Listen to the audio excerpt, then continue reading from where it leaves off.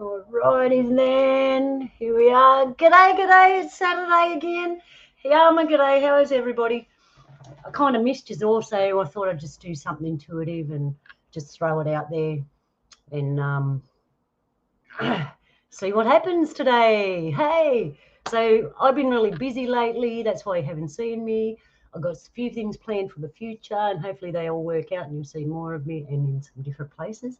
And let's just hang out today and share the campfire and look at some silly stuff and some weird stuff and amazing stuff and talk to some cool people. So who we got in here today? Let's go. We got Jules. Let's get on there, Jules. Where are you? Put your fire up. Didn't work. What's going on? Hang on. Add to stream. There we are. Hey, g'day, Jules. How you doing? G'day. Hey. How's your Saturday going? Oh, it's not Saturday there, isn't it? It's Friday. T-minus 1 hour and 40 some odd minutes, and it's Catterday. It's Saturday. Cool. That place, eh? Hey, so how was your week? My week was crazy. I spent most of my time with primary school children. The week was insanely busy. I was all back mornings this week, getting up at 5 a.m., getting off at 3:30, 4 o'clock. Gym. I died Tuesday, and just work and squeezing in some nerd project work. Cool. Yeah, I've been weaving, and now that's sort of finished. I'm going to start painting again. Cool. I've got other projects going, and I've got a kind of computer project going. Hopefully, we'll see. Computer project. Well, you know that I'm planning on traveling a little bit in the next coming weeks. Yeah. And hopefully, if all the computer stuff works while I'm traveling, I'll let you in on it, and you can come with me. Sounds good. Yeah, we'll see what happens. It depends, but I'll try because yeah, I miss Gday and Gday. So I miss you. I miss everybody out there. I miss all the people in the chat. And talking about people in chat, we got Polly, we got Ken. G'day Joe. How you going? Jump in, guys. It's just a lazy by the fire day today because I haven't seen you all for a while. Except for last week when we were on George's show. That was fun. It was. You know, I'm looking forward to 1984. The good 1984, not the Orwellian bad 84. You certainly jogged my memory, man, I tell you. Hang on, let's put up a real fire here. I had one somewhere. You know, I immensely enjoyed having you on my channel, you and Polly last week, with Nano. Hearing 80s memories from one of my respected elders, it's refreshing to get another opinion on it. Cool. Oh, I'm having trouble setting me fire. Hang on. I've got to start my fire up, Jules. Just wait a second. All right, here we go.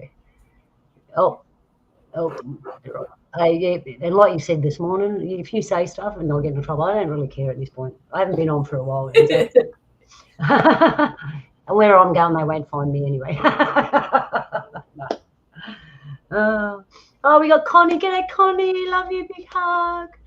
And hi to everyone out there. I told you my spicy stuff. I was just seeing if you had anything to elaborate on it.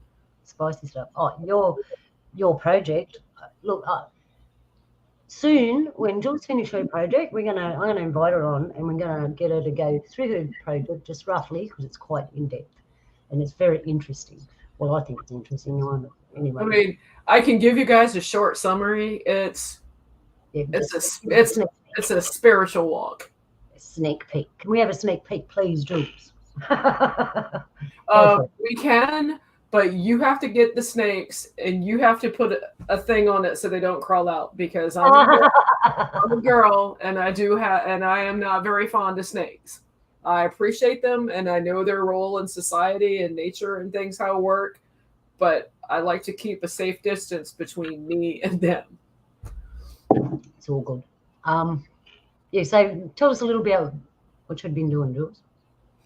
Right now I am going through the land of Illusia, which sounds very similar to illusion, and it's I'm substituting the elites for the fates, and it ties in with the round table that we did a couple of years ago, the one about fate and destiny and how fate is the end result, destiny is how you get there, and it's literally from a song I'm breaking down, and I'm seeing how the words were written for the song, but me inserting the elites for illusion, and I'm coming this fantastic story that I'm weaving. But in the end, since this particular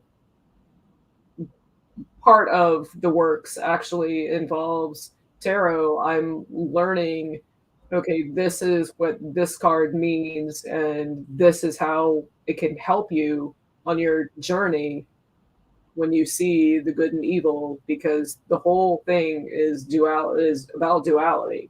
You always have the good with the evil, the positive and the negative, and that's what it is. I mean, illusion is very similar to it, but it's controlled. But the reality is you can see both of them. You're not in that. You create your own reality. That's where the truth is. So true, Jules. And actually, it's funny you mentioned that because right now we're kind of all living in a bit of an illusion, because everything's gone crazy and we've got. Well, I mean, yeah, I mean, even this particular song that I'm dissecting right now, it starts out, you're in a sing to talk, you're an illusion, and we've actually talked about this.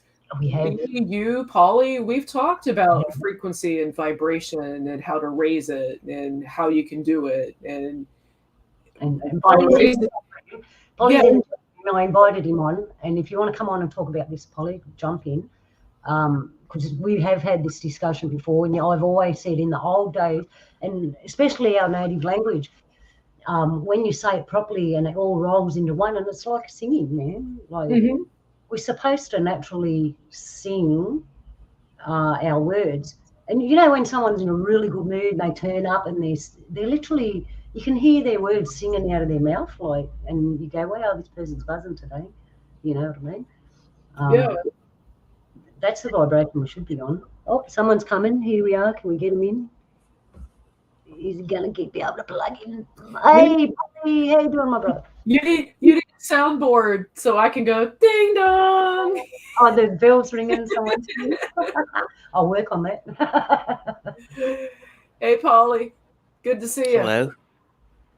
How you going, my brother? I had to jump in when you started talking about like it was like almost like we're meant to be singing, or like because it's so weird. I was thinking on the way home today, because there's a lot of like people driving around with their windows open and they're listening to like really, really bad music.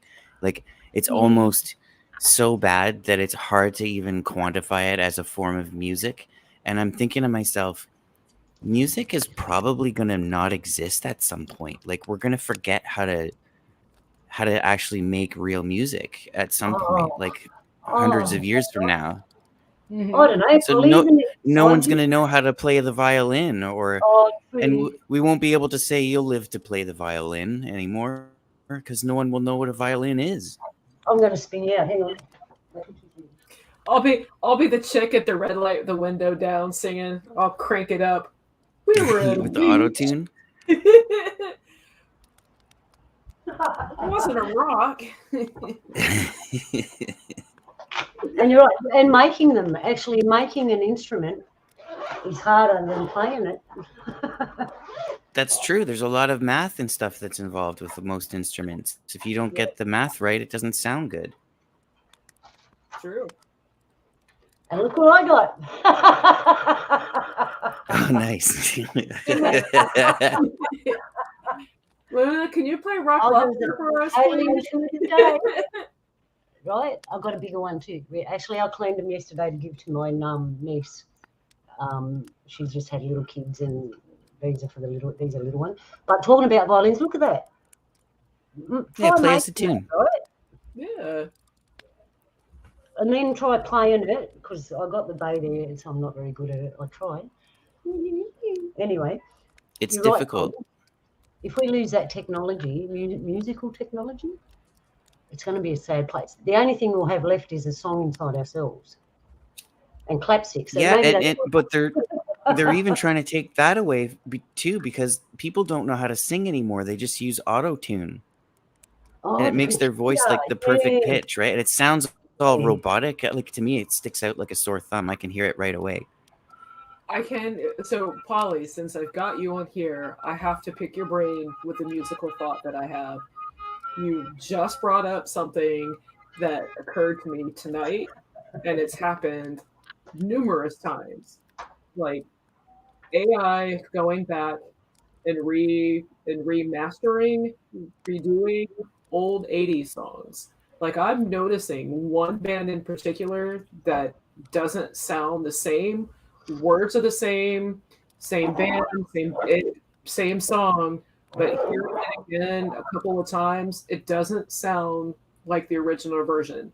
One of them, and don't make it a priority, but if you remember, listen to A Flock of Seagulls, especially Iran. There's the original versions out there, but there's another version that the instruments sound the same, but the singing is completely different because AI is enhanced it, and I'm not a fan of it. And I'm Well, there starting are that in other songs that I've heard thousands of times. It's just the AI is just messed it up. there definitely is remixes of a lot of those 80s records, and I know Flock of Seagulls, I think they've remixed most of their library. And what they do with the remixing software is it's not quite AI, but it's kind of like an algorithm that makes your voice sound like better. It's like there's better mastering software that we have now, and it just it changes the sound so much because the technology's advanced so much. When some bands do these remasters, they end up making the songs sound totally different to people who are purists and remember what the originals sound like. So You know I mean what? that in a way is it's a direct result of like the technology they had at the time to record that song or whatever song we're talking about is uh is far inferior than what we have now. And that's why it sounds different. Even when we remaster the old recordings, It sucks. some you do lose some of the feeling. Yeah, it's not live off the floor anymore at some point. It doesn't feel like it's live off the floor. It just feels like it's generated. And I'm not as into music as everyone else, right? Because I like homemade music. Anyway, the other day I actually heard a song. My hubby was playing it, and I listened to it, and something inside me went, "That's not the original song. That's not the original people." And I thought in my mind's thought, is that AI playing that? Because you get different artists and stuff, but it didn't even sound like that. It didn't sound like it come from a soul, if you know what I mean. And I ping to that, and here I'm listening to you two talking about this stuff, and it's a reality. What It we do, is, just and that's. creating our I own mean, stuff. I think we're really right now when we look back, or when our children's children look back, they'll say that this is the time of history when we forgot how to play music, or we purposely forgot how to play music. We just hand that responsibility over to somebody else or some creation that we made. I know people don't like That's this a word, real but shame. lazy. We can't allow that to happen. No, we can't. Yeah, we can't. We need to keep that creativity. Like you can pick up two sticks and clap them together and sing a song, right? I don't know how to play instruments, Polly, so but I can sing and hear the music. I'd love I just to heard hear you playing the fiddle. You were great. I didn't want to hurt you. Better than half the buskers you hear around here. But yeah, it is a worry, and it's not just music either. It's art, and I know a lot of beautiful artists that get online and they can do that computerized art, and they also can draw and make stuff as well. And then I've been seeing AI's version of art, and unless people get lazy and just want to see the AI version of art and don't want to create it themselves, well, yeah, I can see it disappearing. But why there's people like us and all other artists and musicians and all the creative people I know, unless they aren't here anymore, but then they'll come back. So I can't see them, but I refuse to believe that creativity will die. But you know what would be interesting though, at least for somebody who plays music, to get their hands on AI to see if they could use it for something like good.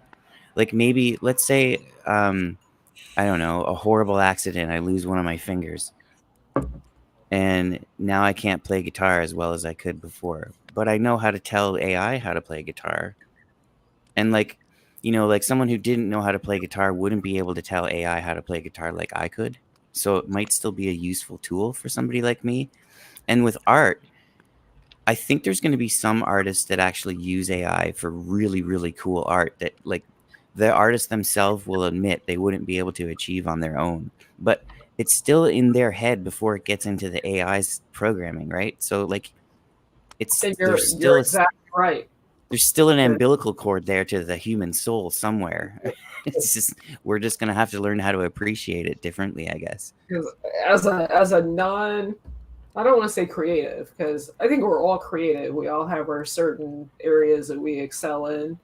Some paint better than others, but some might sing better than others. So I think we all have creativity. It's a spark. What ignites it is up to the individual.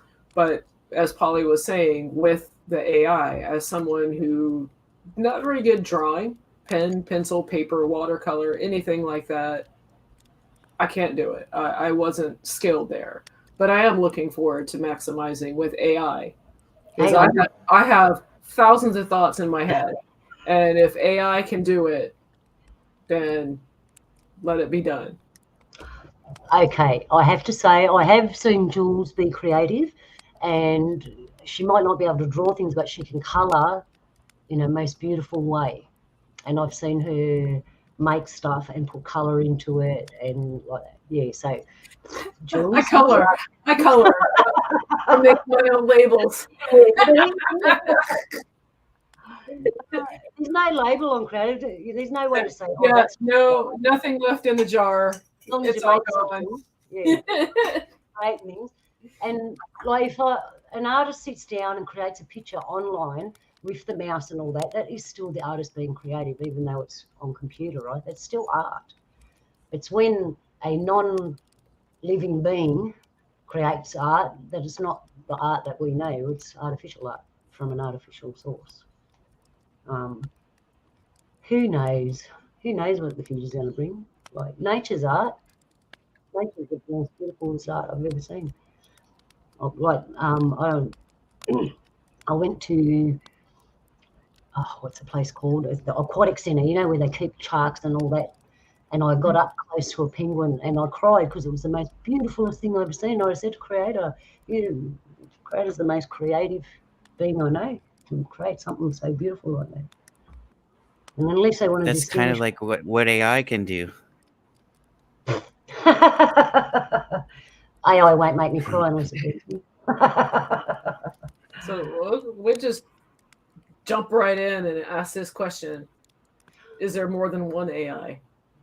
Actually, that's been flying around. People have said that, because that show, Interesting People, what was it called? People of Interest, had 2 AIs in it. Everyone loved that show, even I did. That was weird. I mean, it seems possible. I mean, I'm going to be hitting upon this eventually in the land of illusion versus illusion.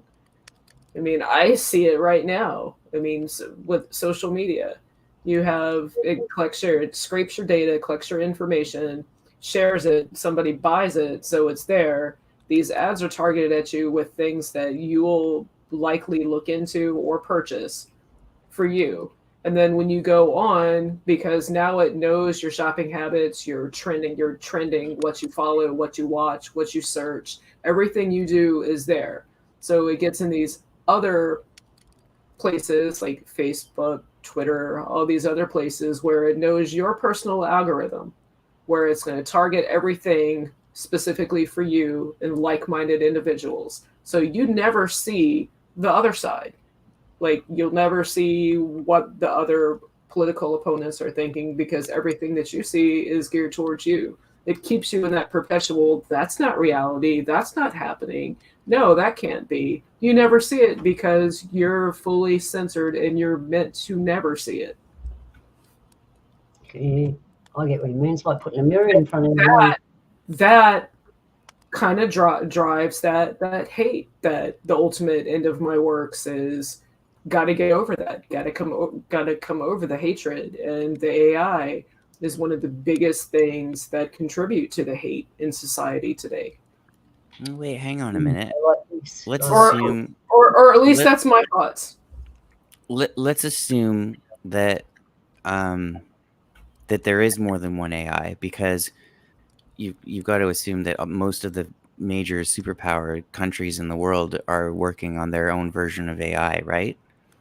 Yeah. So do you think that AI is going to be dumb enough to think that it can beat or destroy another AI? Or do you think it's going to figure out that if they all team up as one giant AI, that they can get a lot more done? Stop and meet their objectives a lot easier? I'm not an AI shill, I swear. Every time I get online, say that like. No, I mean, that's like the duality, the two. It seems like one is just the lonely number. If there's two, you're able to work with one another. You're able to branch off, do things, explore more, come back together collectively as a group, decide if you're going to do it again and if you're going to do it with more. It's just. What if there's like 8? Well, from what I know in this world, when you get one and one and you put them together, it usually equals 3, because a third one pops out somewhere. If you get what I'm saying. Get one, usually equals 3. Well, I mean, from this, I didn't do a super deep dive, but the high priestess, the image of the high priestess is the queen sitting between 2 pillars, a black pillar and a white pillar. They represent knowledge, good and evil. And being in the middle connects you to both. That's where you find the neutrality. That's where you manage the duality. It's going to be interesting. And me, of all people, I shouldn't use that word, but I don't like technology, as you know. Recently met a robot and it froze.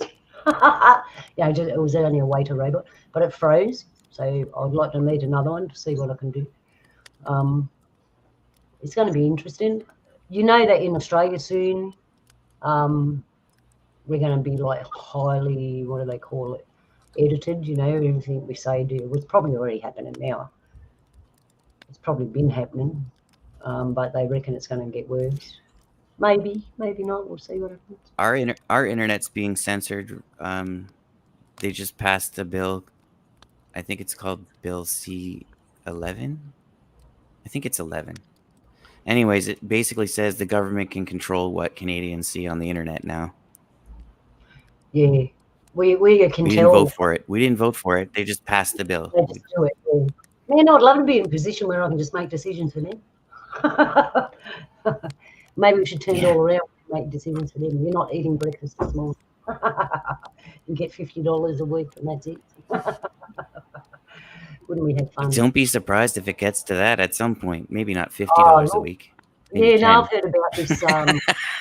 Yeah. I don't like talking about stuff because it gives it energy and makes it more alive. So I don't like talking about things like that we don't want to happen. I don't give them energy. I know they're there. But if I guess we'll cue the cute kitten videos. Yeah. All right. But I'd like to go back to singing, because I reckon if we all started singing what we say, we could have a musical show. Singing what we say, it would make a better day. There you go, look. That is a poet, and she didn't even know it. Here's a funny thing that we're talking about singing and stuff. We watch Star Trek, right? We've always watched Star Trek. And the new Star Trek, guess what they did? They're bloody singing, man. I've gone, what? Star Trek's turned into a musical. There was an alien that was communicating with them, but everything was in song. And they realised the only way they could break free from this alien is if the whole ship sang together. So it was a big singing community. But I understood what they were saying. Like, they learned that too in the show, that vibration, and everyone had a good time. The vibration of singing your words is a much higher vibration than just saying them. And when you sing them, you've got to push yourself into a positive. Try and sing unhappy. Can you sing unhappy? Does anyone ever sing unhappy? Because I can sing unhappy songs, but I sing them in a happy way because I'm singing. I mean, right? well, singing and dancing are two ways to raise vibration. I mean, eating healthier foods is another way.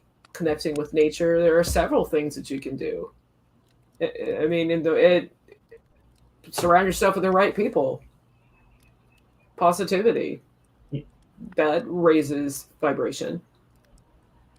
I suppose heavy rock, ugly music is a low vibrational music. Is that right, Polly?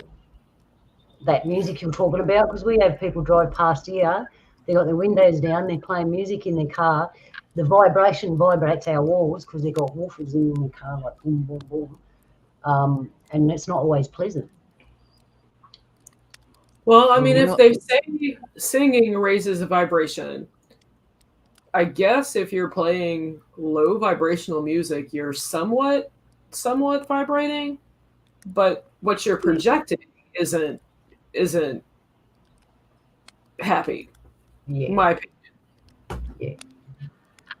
It would also depend on what the music is, like the key, what the instruments are tuned to as well. I think I've talked a bunch of times about the difference between 444 and 432 hertz. In the 1800s, they changed the standard tuning model for like the whole entire world. Basically, they changed it from 432. So like whenever anybody plays the note A on any instrument anywhere in the world, they changed it. So it used to be 432. They changed it to 444. And I've the difference between music played in those like two tunings is actually, it's almost not audible, but the feeling you get from it is like you can feel it. It's like the first thing that you notice is like, wow, this music is so much more powerful, or it just hits you in a different way. But I've never ever heard of it like a hard rock or a heavy metal band or a death metal band for that matter that's even tried to do anything like that in that sort of tuning. I'm assuming everything that I've heard is in 444, because like most music is. But I wonder what it would sound like if they tuned to like 432 and still did the same thing. Would it be as like dissonant to everybody? Would it be as disturbing? I mean, so. Like we could change the topic of what they're singing about, right? Obviously, that would help too. But I'm wondering if that would sound different. So, Polly, when you got an instrument and you're tuning it up, is that what they do? They tune it to the 440. Because I'm thinking, why don't they just tune it to a higher tune, like a better vibration? Well, or is it, like, I don't understand. As I understand it, the reason 432 works better than 444 is because 4, 3, and 2 equals 9. And there's all these frequencies that if you add up the numbers, they equal 9. Like 9 is some kind of a magic number in music. And the Beatles alluded to that. The Beatles have a song called Revolution Number 9. I mean, yeah, it's the actual instrument part, because I sing and do music, but I can't play an instrument. It's the instrument part. Why aren't people just tuning their instrument to the nice vibration. Some people are, but most people don't know about it. Oh, right, yeah. Everybody's just taught, like, if you take music in school, all the instruments are tuned to 444, and all the tuners, they're calibrated to 444. You can get tuners on your phone, and you can tell the tuner to calibrate it to 432. You can tell it to calibrate it to whatever you want, really. Right. And it's very useful if you want to do that. And there's a lot of people out there too doing this on YouTube, where they take a song that's recorded in 444 and they slow it down a little bit, and now they're claiming it's in 432 because they've slowed it down. That's not the same thing. No, that's not it. Actually, the music I played on intro. So beware of that. The song will just sound slightly slower. Yeah, the music I played on intro was 528 hertz. So all the music I play on my shows are in hertz. Yeah. Because I know all about that stuff. Yeah. Well, can you get a machine that measures hertz? Probably.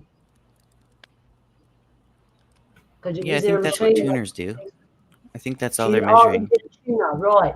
Because I want to measure the hertz of clapsticks and didgeridoos and some native music, because we're going to do a show with Polly on his radio station. Plug your radio station, please, Polly. Your show. Oh, the Independent Broadcast Network. Yeah, it's it's on every weekend from 3 to 5 p.m. Sorry, I wasn't ready for that. Yeah, I know. It's an intuitive day. You just get chucked in the deep end. All of a sudden, I had to come back to reality and wait a minute. I have to remember something now. Hang on. Didn't mean to burst your bubble. Remember that yesterday? Anyway, yeah, soon I'll be doing a show with Polly. We'll be talking in depth about music, vibration, and stuff like that, because I really want to know what our traditional instruments vibrate on, because I reckon 99% that they're in a good hertz, on a really good vibration. That's when I was growing up in Australia, we had mostly homegrown music, and you'd go to the pub, the local pub, and there's always a band there. And this is before most of them become famous, so we got to see all our bands that got famous. We got to see them when they were nobodies. And the music is totally different to when you see them all proper and they got a record out or whatever, you know. The music sounds totally different. And I've always favoured a fire and a homegrown band or someone with guitar to sing, rather than actually listening to mainstream music or going to a big concert. Mm-hmm. I mean, but for me, sometimes going to see those concerts and being there in the audience, even though it's live and the recording is slightly different because of the live element, it's a combination of everything. The energy from the music that you're hearing, the crowd that you're with, the reminiscing, the warm fuzzy, the joy that music brings you, to have all these elements together uplifts, and that itself raises your vibration. Yeah. So, all right, I might take this moment to show you something weird and strange and wonderful. I know, just wait, one thing I wanted to add. Yeah, you go while I find it. Remember, you had that the violin, right? Now, depending on how old your violin is or how new it is, there's a lot of math that's involved in making the shape perfectly so that it sounds good. And it's very precise. It's if you're going to tune it to 444, there's going to be different math and geometry involved in making that instrument itself, which explains why those really old Stradivarius violins from the 1800s, which is before they started making instruments tuned to 444, that's why they're so expensive and rare, and that's why people want them and will pay like hundreds of millions of dollars for one. Yeah, right. Because that violin was made to be tuned at 432. The geometry is slightly different. Gotcha. And it's better. It's a more pure. It's a more I don't know how to describe it. It's a more complete frequency. It doesn't have any dissonance. It doesn't create any unwanted motion. Yeah, I'll get what you're saying there. Wow, that's amazing, Polly. That's really good information. Makes you appreciate things more when you know more about it like that. I found something funny here. Just give me a second to load it up. I'm going to play it from the beginning. Hang on. I just got to let it run. It also might have been a Nazi that was responsible for changing it to 444, but don't quote me on that. I just wanted to say Nazi. We're not talking about that, but yeah, it's obviously someone nasty. Someone nasty for sure. Get it? Nasty, dude. Oh, dear. I found something really funny, man. I'm going to put it on. A guy gets pulled over. You might have seen it. I don't know. I just got a few weird stuff here. Because it was an intuitive day. We weren't even going to do a show. I just got up and went, I miss everybody. I'm going to do a show. All right. So I just got to share my... I want to do a show. And I'm like, do it. Okay. Hang on a minute. All right. Sound. This is funny as. So here we go. I need you to be honest with me. I am being honest with you, dude. This is gonna go a lot easier if you're honest. And I will, yeah, dude. Yeah. What are you on right now, man? Cloud nine. What? Cloud nine. No, what are you on right now? You One. gotta be honest. I'm on one, dude. You know what I'm saying? Stop fucking around. What are you on right now, man? TikTok, what? Instagram, all of them. I'm on all of them. I'm not talking about your ads. Drugs. Sure, if you got some. Yeah, I'm down. You guys partying? Yeah, dude. Step out of the car. I need you to be honest with me. I am being honest with you. Is that funny or not, eh? He is being honest, though. I listened to that like 3 times. I thought it was the funniest thing ever. It's amazing. I love it. Hey, look who we got in the house. G'day, King. Hey, we got royalty in the house. Hey. Where's my fire gone? That was funny as. Do you want to watch it again? I'll be honest with you, dude. I want to watch it again, man. It's funny. With you, dude. This is gonna go a lot easier if you're honest. And I will, yeah, dude. Yeah, play it again. What are you on right now, man? Cloud nine. What? Cloud nine. No, what are you on right now? You One. gotta be honest. I'm on one, dude. You know what I'm saying? Stop fucking around. What are you on right now, man? TikTok, what? Instagram, all of them. I'm on all of them. I'm not talking about your ads. Drugs. Sure, if you got some. Yeah, I'm down. You guys partying? Yeah, dude. Step out of the car. I need.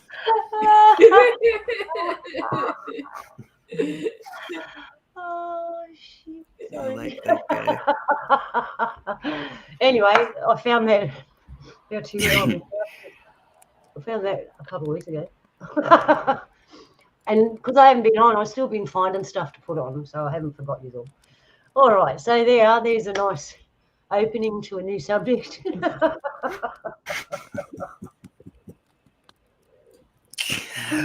What are you on? I'm on all of them.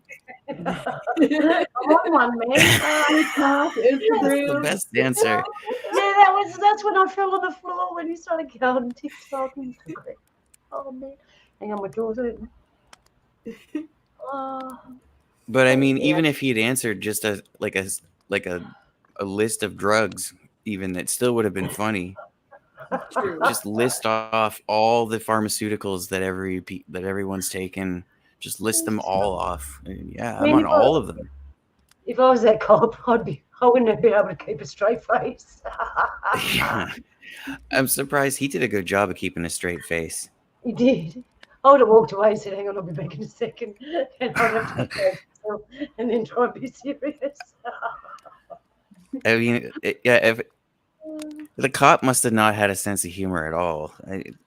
Even I would have laughed at that if I was the cop. I mean, come on. Oh, dear. What else? I haven't got anything as funny as that, I'll tell you now. Luna, you win the internet today. That's the funniest thing I've seen all day. Isn't it?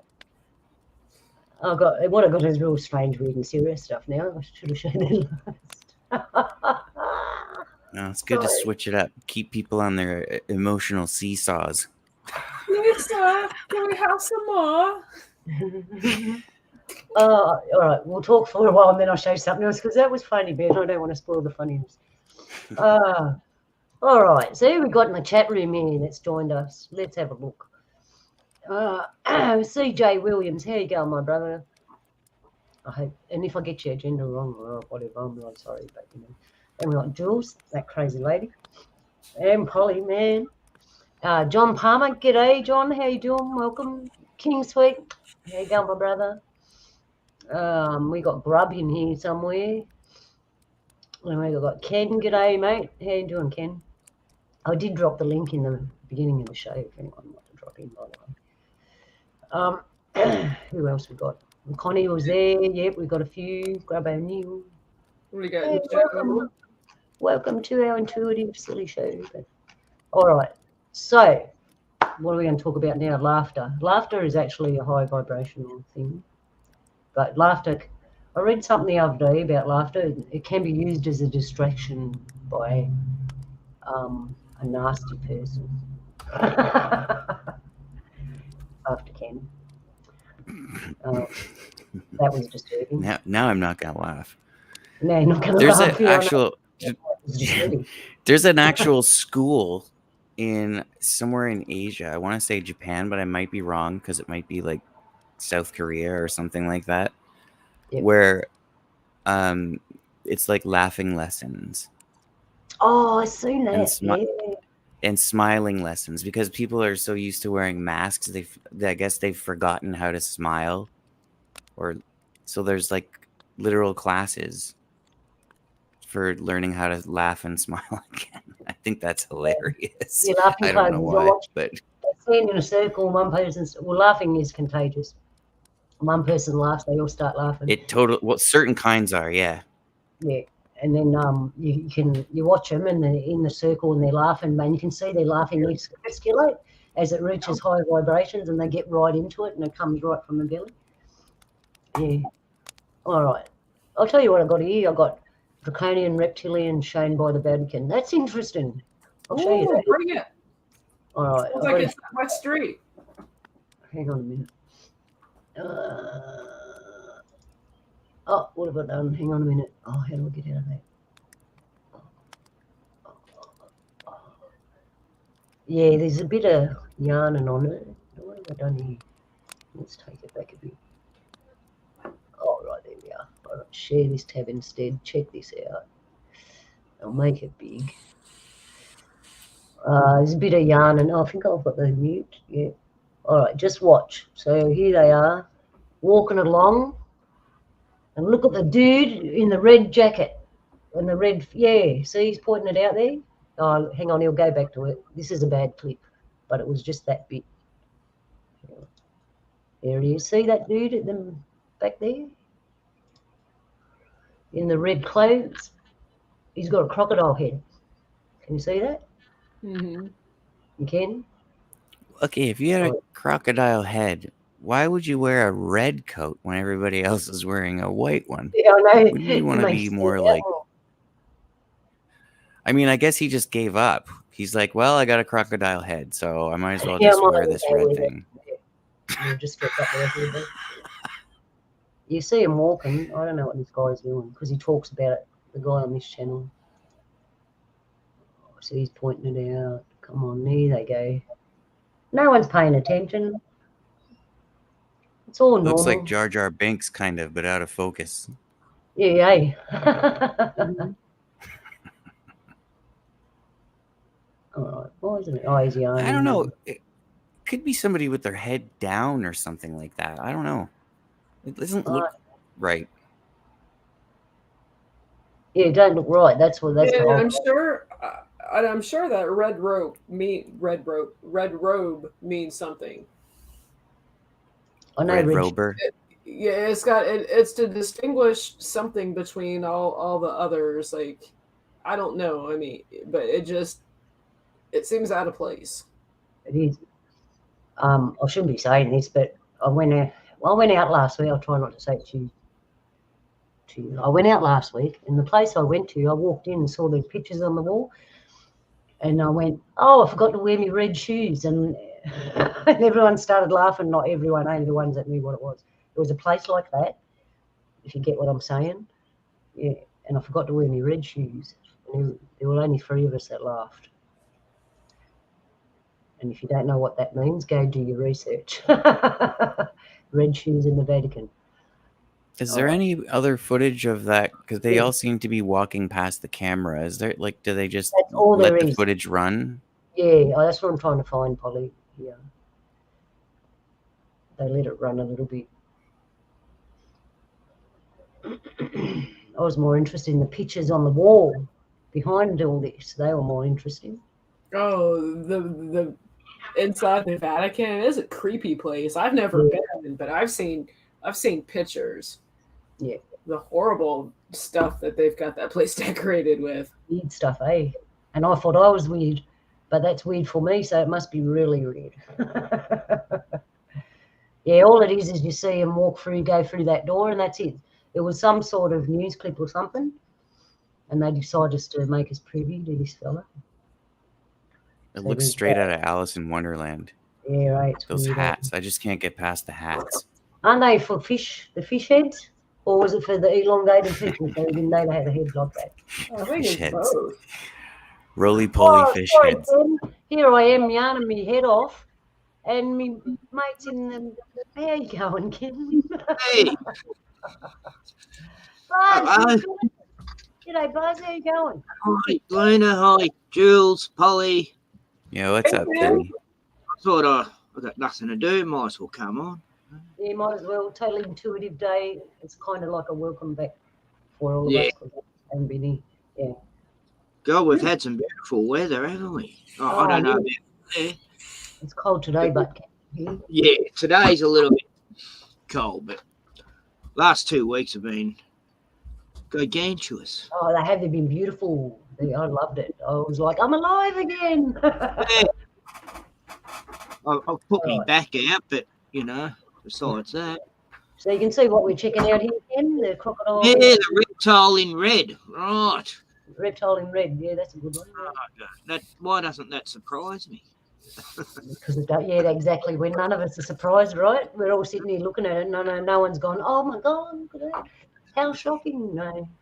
It's like, yeah, that's normal. We'll just waiting for.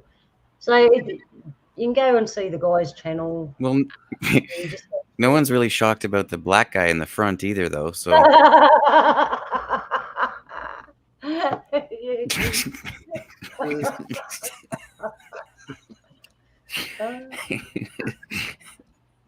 that's so true. Very weird.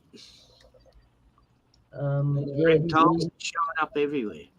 I've tried to suss it out, but I can't. I got no. You know how you get that computer program that takes filters and that. I haven't got one of them. I tried to get up as close as I could to suss out what the dude looked like. I wonder if he tells the white hats what to do. Well, I mean, the black guy in the front, he doesn't look right either. Nah. Oh, that's that. blurred out. Yeah. Oh, he don't look right either. He's got the same coat on. That's him.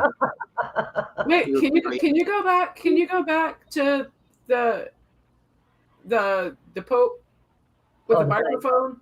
Oh yeah, hang on. I gotta find it there. That one right there. There he is. Yeah. His microphone. I can't help but notice that looks like a snake. Yeah, does. serpent. Yeah. Heaps, mate. Is that the Pope? He's also wearing the same jacket as the reptile guy. Yeah, that's what I said. He's got the same jacket on. I'm They not, reckon. I don't know these things. Something about the red color, isn't there? You know that. Yeah. Yeah. I think that hat helps keep his face formed like more human. But when he's not wearing the hat, he turns into a reptile head. Yeah, Actually, what if it's the gravity from the hat that keeps him in human form? I don't know what That's it what is. he's saying. Actually, they reckon they got jewelry and certain things that are technological. Yeah, it's a holographic hat that hides his head. Yeah. He looks like he's asking me what I want for Christmas. Yeah, right. And I've heard that they did something with our DNA. So in our mind, there's a filter. So when we look at them, we actually see a person and not what they really look like. But your senses tell you there's something like Jules said, there's something not right about that person, right? Or was it Colin? Mhm. Yeah, you pick up on there's something not right, but you're looking after all, we were designed to only see with limited, like 1% of what's out there. We only see the spectrum of what we can see. For all we know, something could be standing right beside us, but we would never know because we can't see. I do see them things, and things do see me, so I'm going to go, oh. I mean, Luna, you're the exception. I speak for myself and probably the masses. Yeah. So if you think of your body as a giant antenna with a radio built into it, your sight is only like a couple of channels on that whole entire bandwidth of the radio. But you also feel other things that you can't see or touch or feel. You still like physically feel, I mean, like with your hands. You can still feel other things because there's frequencies in different bandwidths, and I'm speaking metaphorically here, for your body that is a giant antenna with a big computer in the top of it. And it's walking around and it picks up on stuff. It's true.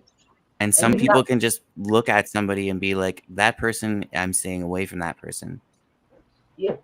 Or that person is like, that's my soulmate, or like whatever. Because your spirit, your soul is housed right here, and people say the gut feeling, that's your soul, because it's housed right in the middle of your body here, your heart, like this area.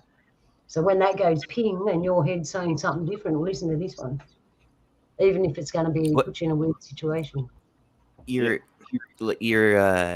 gut energy radiates out like a bubble in front of you and behind you. And what I think happens is when you get in contact with somebody that you're going to resonate with, it's literally like your frequencies are resonating because they're interacting with each other, even though you're at distance.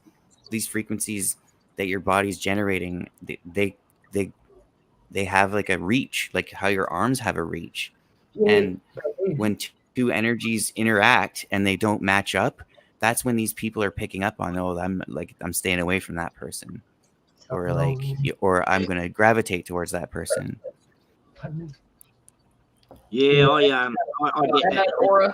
People, it's like I used to get images in my brain all of a sudden when I was near someone evil, and it'd be like 1,000 swords and needles going into my eyes, and as soon as I'd walk away from them, it'd go away. It was like a really, I was very in tune with it a few years back.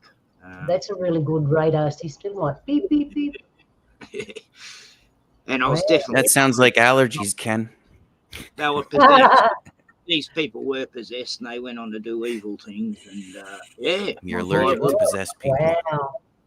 But how often do we not listen to those things? We just dismiss them like it's an allergy or it's this. But as soon as you move away from that situation, so it goes away. So it can't be what an actual physical thing. That's how we tell. That's right. Yeah. Exactly right. Yeah. Gee, no wonder you live out away from people, Ken. Like, it's hard enough. I thought I had I'm not too good in crowds and things like that. I pick up much on the energy. Yeah. But that's why I'm sort of a hermit. Yeah, I think all good people are. There. Just me and my dog against the world. Yeah. All right. What else have I got for you? Did you see the comedy one? That was funny, eh? I missed that. I was out of the room. Yeah. You missed it? Oh, I'll play it again at the end. We have to show it again. We have to show it again. Super chat. Please play it. You want me to play the funny one again? Yes. All right, I'll play it again. Play it again, Sam. Play it again, Sam. Here we go. It'd be funny if Ken doesn't find it funny at all. Yeah, right. Just be like, yeah, that was all right. Yeah, that was okay. All right. Here we go. I need you to be honest with me. I am being honest with you, dude. This is gonna go a lot easier if you're honest. And I will, yeah, dude. Yeah. What are you on right now, man? Cloud nine. What? I'm on cloud nine. No, what are you on right now? One. You gotta be honest. I'm on one, dude. You know what I'm saying? Stop fucking around. What are you on right now, man? TikTok, what? Instagram, all of them. I'm on all of them. I'm not talking about your ads. Drugs. Sure, if you got some. Yeah, I'm down. You guys partying? Yeah, Sir, dude. step out of the car. Ben, I've got to tell you, that dude there, he'd be the nicest, kindest fella you ever met, I reckon.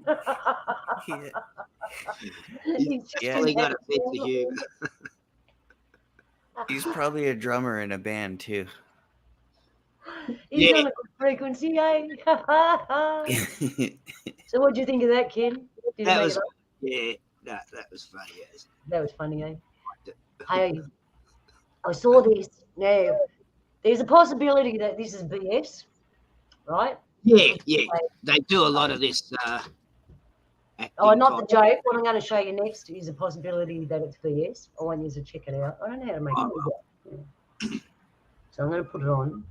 So we have men in black spotted at train station. But look what they do to the fella. We'll watch it twice because I had to watch it twice. I'm like, what the hell's going on there? All right, so here we go. Enlarge the screen. Yeah, I'm trying to make it bigger. How do you do that? I can't make it. Oh, in this next scary video caught on camera at the train station, this eerie footage captures an unexpected encounter with the notorious men in black at a train station. Who are these mysterious figures, and what do they want? Watch this.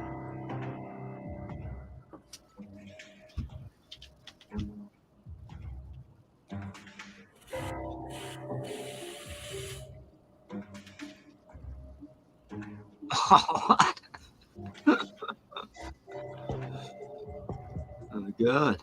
The invaders, they are here.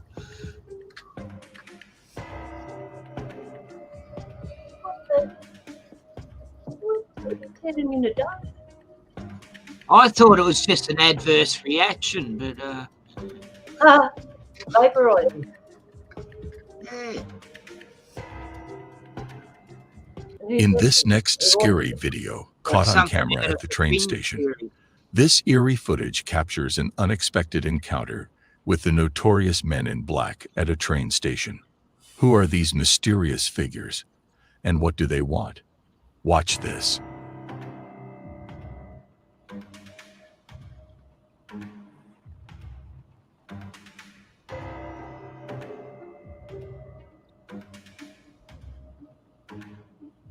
Oh, right. It's turned into dust. Yeah. That's weird, eh? Maybe the guy was an alien and that was like an angel just getting rid of it. I don't know. Weird, but eh? Must be to find weird stuff. Pretty, They vaporised him. Yeah. That's pretty Whether weird. it's real or not, it's up to you. I don't know. You don't see that every day at the station. No. But it makes me wonder because I remember it was a couple of years ago, I read an article where I want to say it was Israel. Their weapons were literally vaporizing people. Yeah. Wow, sonic So weapons. that could be truth to it, but I see where that could be a fantastic AI job. Deep fake. It's like they evaporate all the moisture out of the body and then it just Yeah, turns to salt. For me, and this is just how my brain kind of picked that out. Looking at it before he vaporized, he was like laying there, like, you know, doing the whole acting gig, pretend you're bacon in a frying pan. He was moving like that, and then that's when the CG effects kind of just took over. So that's where it's kind of like, I don't know. I mean, but the truth with that, with the weapon, yes, but that particular one, Yeah, you just don't know, do you? yeah. The way they can digitally change things. Because like, bus probably has it right. Oh. Yeah, I like that. Yeah, I'm going to put that up. That's funny. Okay, but Yeah, I'm pretty sure they frequent the White House. if you want to come on, I left a link. I left a link. If you think you want to come on. No. All right, what else we got for you today?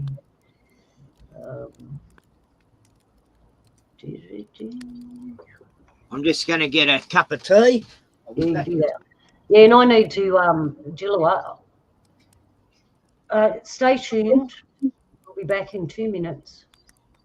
Look at the fire. Mississippi, 2 Mississippi, 3 Mississippi. Oh, thanks, Jules. 4 Mississippi.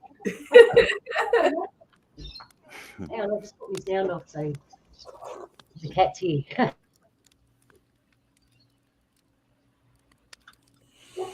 So how was your week, Polly? Normal Same week. Here. Same here. But the schedule was posted, and to my surprise, I have a 3-day weekend. Seems strange to have one day off. It's a long weekend here too.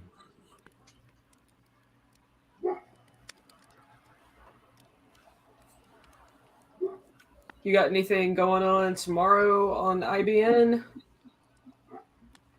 Other than a playlist lined up, yeah, not really. Your playlist. What brings you inspiration to do your playlist? Spotify. It's all Spotify. It's basically whatever Spotify recommends for the week. If I can't fill a playlist from that, I'll just keep searching through recommended playlists until I find stuff that I like. And then, yeah, that's basically how it goes. I also have a liked songs list that's like over 1,000 songs from over. I started it like in 2019. And so what sometimes I do is I invert the dates. Like this, I sort it by the oldest instead of the newest. And then once I put that song into a list for a show, I'll take it off my liked songs list. So I'm trying to trim it down so that it's not like hundreds and hundreds of songs.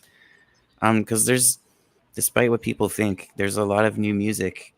It's just not being played on the radio. And I actually was in the mindset that there is no good new music, but listening to you and Discord and coming in when I can on weekends, there is music out there to be discovered and appreciated and enjoyed. And you are one of the few people that I know that are actually doing that somebody like me who, we were talking about vibration earlier, I tend to listen to the same music, over and over again, because that's where I find where I'm content, where I vibe high. But I do appreciate it, and I do enjoy listening to your music, what you bring to the table with that. I have found that people that tend to like or appreciate the same kinds or genres of music will often get along. It's just, I don't know. It's almost like you could use musical taste to have like a sort of almost a blueprint of somebody's personality, whether or not you're going to get along with them, whether or not they're like open-minded, or, you know, if all they listen to is rap that talks about like, you know, drugs and beating up people and shooting stuff, then, you know, I'm probably not going to get along with that person. You know what I mean? Yeah. So you got a fan club. Connie says she's a fangirl too. So you got a fan club. I got to get you back. I got to get you back on the bitter and sweet and pimp your stuff out. Yeah. So don't forget, everyone. I should put in the comments. Go and check out the bitter and the sweet. Go and check out Polly's radio thing and listen. Have a listen. It's fun. So I'm back. What was I thinking about before? I've lost it now. That's right. You know, and in a case of irony, I'm the one the train's usually pulling away from the station. I mean, yeah, I've been catching trains lately. Wow, that was an experience. Maybe I've been catching buses lately. I haven't got a car at the moment. Oh, haven't you? Oh, where are I've you been, at? I've been getting this community bus with all the old codgers on there, and yeah, it's good fun having a chat to all the oldies. Where are you now, Ken? Because you moved out to suburbia and you travelled a bit. I'm not on the island anymore. I'm back where I was before, Locksport, you know, down on the coast. Oh, cool. South east. You know, I've got the lakes on one side of the town, and just behind me's the ocean and another lake. Yeah, it's beautiful here, you know. All the bird life, the kangaroos, they run the town. They're used to people, so they just... yeah, I was walking Bruno yesterday, and there's kangaroos right in front of us, just standing there, and the car scared it off, and then he come hopping back in front of us. What have I done? What have I done? A few of the kangas know me for, you know, I've seen a few joeys, you know, and all that come out of the pouch over the years, and yeah, it's nice. And when I was on the island, I was meeting lots of koalas, you know. Oh, that's good because they're disappearing. Going up patting koalas, they're pretty cool, pretty chill animals. They don't see. Well, if you were gonna feed a kangaroo, what would you feed a kangaroo? If you, like, let's say you wanted to, you know, offer it something so that it would get out of your way. Not bread. They love sweet potatoes. That's one treat they like. All right, I'll write that on my list of things to bring when I come to visit. They like grain and fruit and grass and a few things. Yeah. Like possums and that. But you can't feed them bread because it gives them mouth ulcers and it kills them. I saved a joey 2 years ago. He was orphaned, and none of the other kangaroos wanted to know about him, and we're trying to encourage him to go over to him. They didn't want to know him. So me and my stepdaughter Tioni, we took him back here for the night and had him in the shed, and then this place, our wildlife haven, they save wombats, kangas, koalas, and wallabies who were orphaned. Oh. And they looked after him for the last year or so, and yeah, lightning storm happened, and it killed him. He got killed by lightning. Wow. Unreal. Like, it didn't actually hit him, but they get shocked by it, kangaroos, and yeah, they're very sensitive. You'll get a shock or something, and it wow. Yeah. So that was sad. He was orphaned. I found, like a week later after I found him, I found this headless kangaroo, female kangaroo, and it confirmed to me, you know, its mother was killed by a Tasmanian tiger, thylacine. Yeah, right. Yeah. I've seen a few headless kangaroos, and I found out off a few researchers that it's thylacines. Yeah. They'll hang around with the kangaroos, but when they're hungry, they'll take one out. Yeah, of course they will. Everyone forgets about animals that when they're hungry, like humans, and we get, what's that word for angry, hungry, you know? Animals are the same. They change when they're hungry. You got to remember that. Your cat and your dog will eat you if you don't feed it. All right, talking about animals, I found another clip.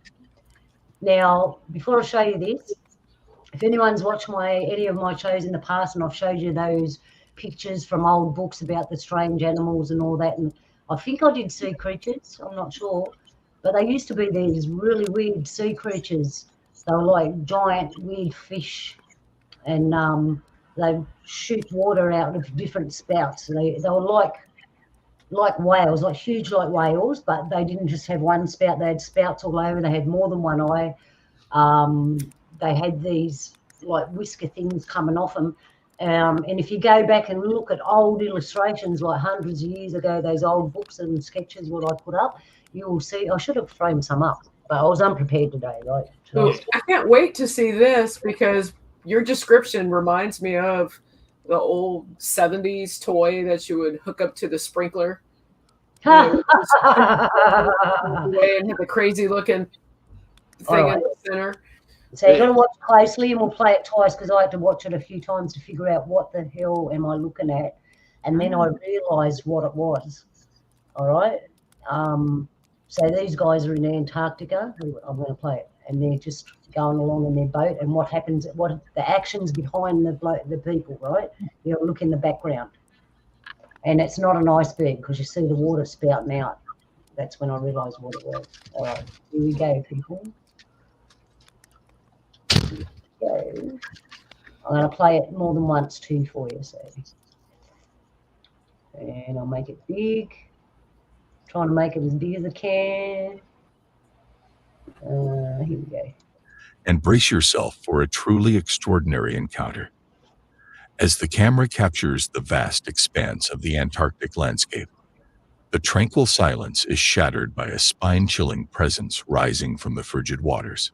Watch this.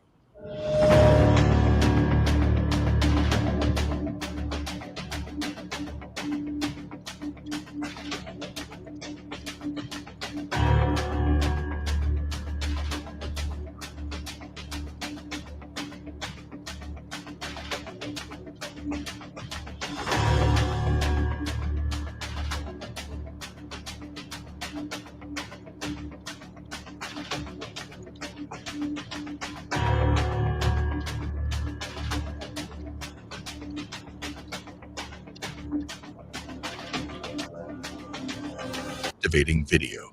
Explore the uncharted waters of the frozen continent and brace yourself for a truly extraordinary encounter. As the camera captures the vast expanse of the Antarctic landscape, the tranquil silence is shattered by a spine-chilling presence rising from the frigid waters. Watch this.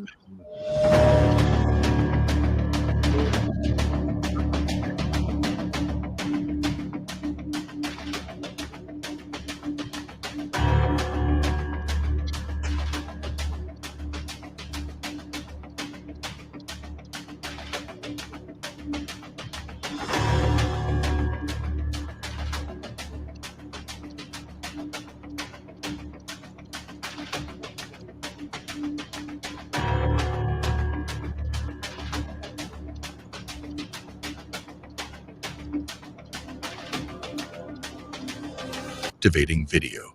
Explore the uncharted waters of the frozen continent. All right. So did you see it at the back?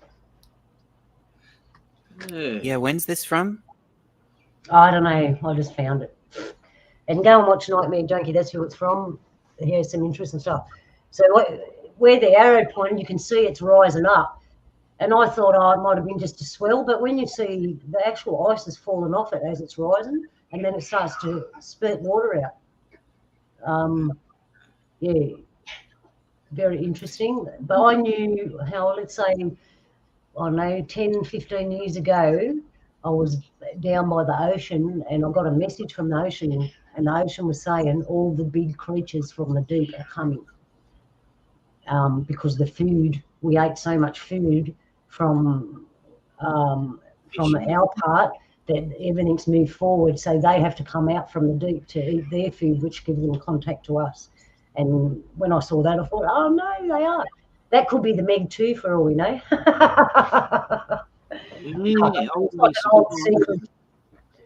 Because you got to remember when the flood happened, only the land changed, right? When everything that happened on top of the land changed everything up here, but everything under the water remained the same. So all them old big creatures are still out there. They never went away. Nothing happened to them. And the ocean's a vast place, you know. It could be anything out there. I saw the ice, but I'm kind of with Connie, not sure what I'm seeing. But for me, when I saw it, there are whales in Antarctica, specifically the beluga whale, which is a white whale, which probably caused that. I thought I saw it jump, and it's what caused the stuff in the back to sink in and create that. Quite well could be. Could be. Whatever it was really big, right? Yeah, well, beluga whales are huge. They're solid white. They're the only white whale, and they are massive. Right. So, like I said, I just put up there. We discuss it. It could be anything. We weren't there. I don't think they even realised it was behind them, you know. They were going along as if there's no difference. It would be interesting to translate these subtitles in that video as well, because they do mention UFO in the subtitles. Well, it could have been that too. I never thought of that. It could, because we know they come out of the ocean, right? But, Hey, wasn't there a disclosure over the last few weeks? Maybe this is like Bill Bird 2.0, like Captain Bill Bird. It's Antarctica, right? So maybe it's a big giant flying saucer. Yeah, it could well be. Could well be. Whatever it was big, coming up out, and it knew they were there, but I don't think they knew it was there. I think they knew it was there because it seems like the guy's pointing, like there's where it's going to come out of the ocean. Like, look over there, it's where it's going to come out. Yeah. Yeah, so he's pointing. Pointed, yeah. So yeah, it's just a UFO. It's over there. Get the hell out of here. Yeah, you guys want to see something cool? Hey, before we go, check this out. There's a UFO right there. It's not. It's pretty big. It's big. It's huge. Yeah. It's See, huge. that's why I say it looks like a whale, a beluga whale. That's bigger than a whale, and a beluga whale's not that big. A beluga whale's actually kind of small compared to most whales. They're like a little bigger than dolphins.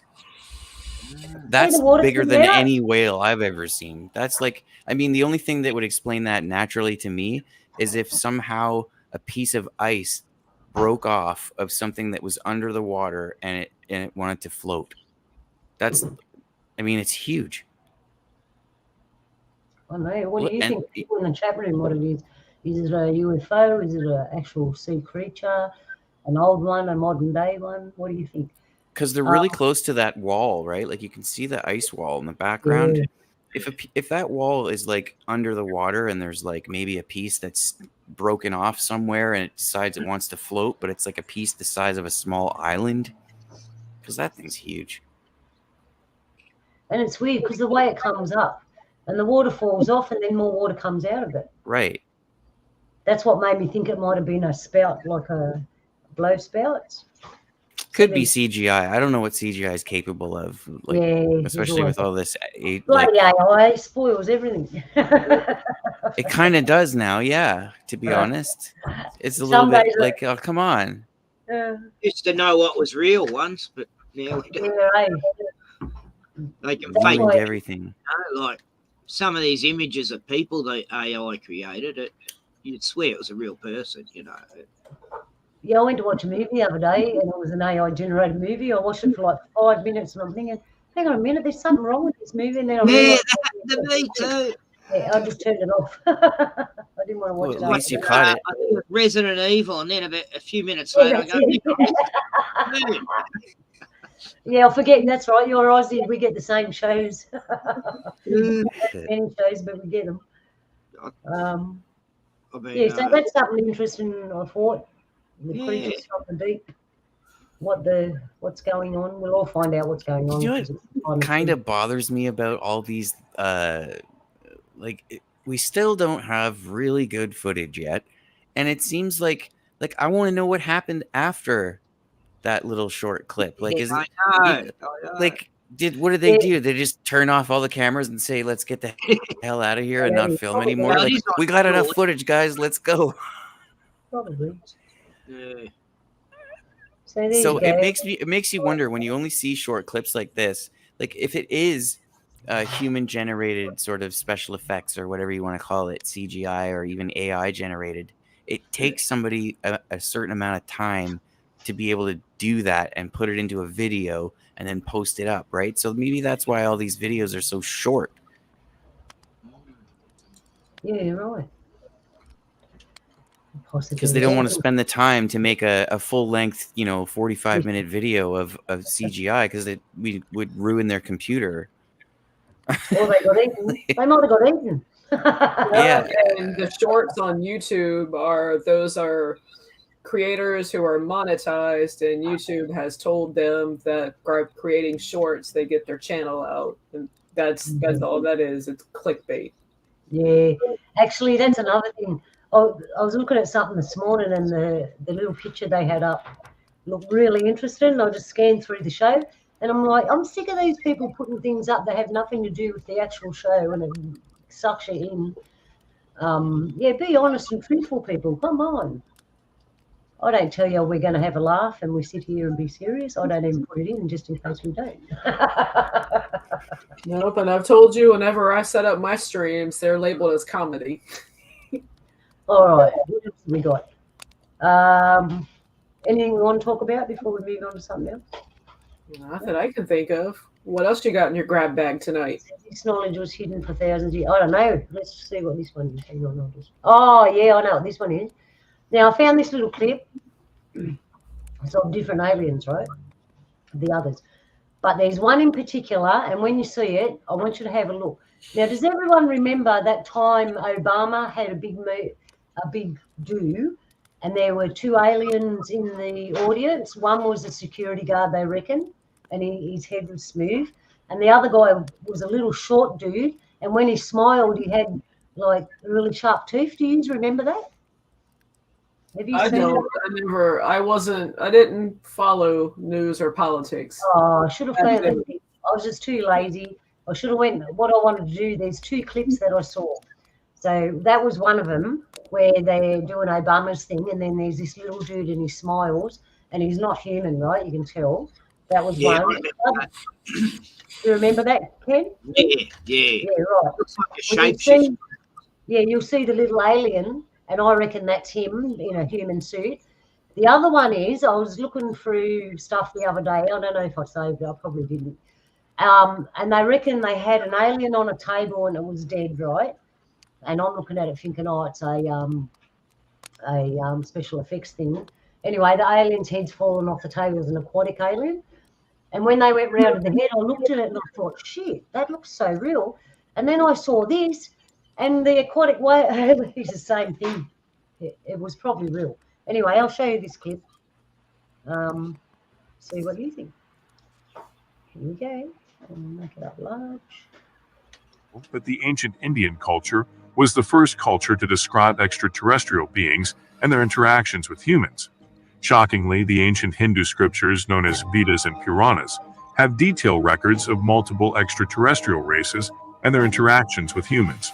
For example, there are descriptions of a species of creatures known as the Devata Kavachas, both in the Ramayana and the Mahabharata.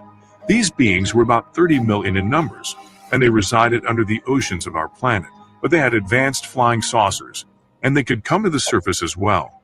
In the Ramayana, the Lankan king Ravan had fought a great war against them, but was unable to defeat them. But as time went on, they became weaker and weaker, and it is in the Mahabharata that we finally see them disappearing from Earth. So where did these creatures come from? Could it be possible that the ancient Indian culture was the first culture to describe extraterrestrial? All right, there you go. I'll just keep it playing. So that last dude, that ugly fish creature, that was like the one I saw they had on the table. Looked just like him. I freaked out when I saw this. And the Obama one, you'll recognise it, Ken. Yep. I've seen them too. They've been in movies. When they do the screen. And there's your answer to the underwater UFO. Could be. Yeah, and this is from an old culture. So it's not bullshit, it's from an old culture. They're ugly. They look like prawns. That art. That one there, that's what they had. Yeah, that artwork is amazing. Something similar to that, it was hanging on the table, right? And I thought, oh, that's bullshit. All right, the Obama one, this dude here with the big smile, see his teeth?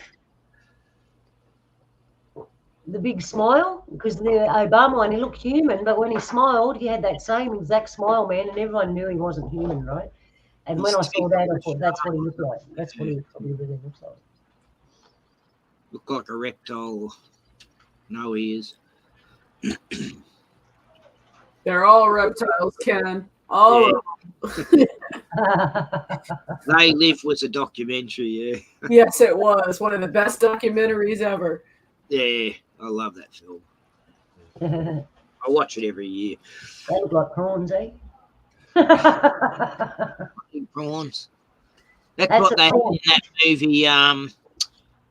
movie, District 9, you know. They Oh, that was a good one too. have you fellas seen it? District 9? Hey, what if nobody ate prawns for a long enough time? Maybe they grow up to be those people. You never know. They might be. That's it. Gee, lucky I don't I eat say prawns. keep eating them. Fire up the Barbie. Yeah, That's we don't. it there, though. Do you ever have shrimps on a Barbie, Luna? I never have. No, we have prawns on the Barbie. I was about to say that. Prawns, king prawns. We don't have shrimps.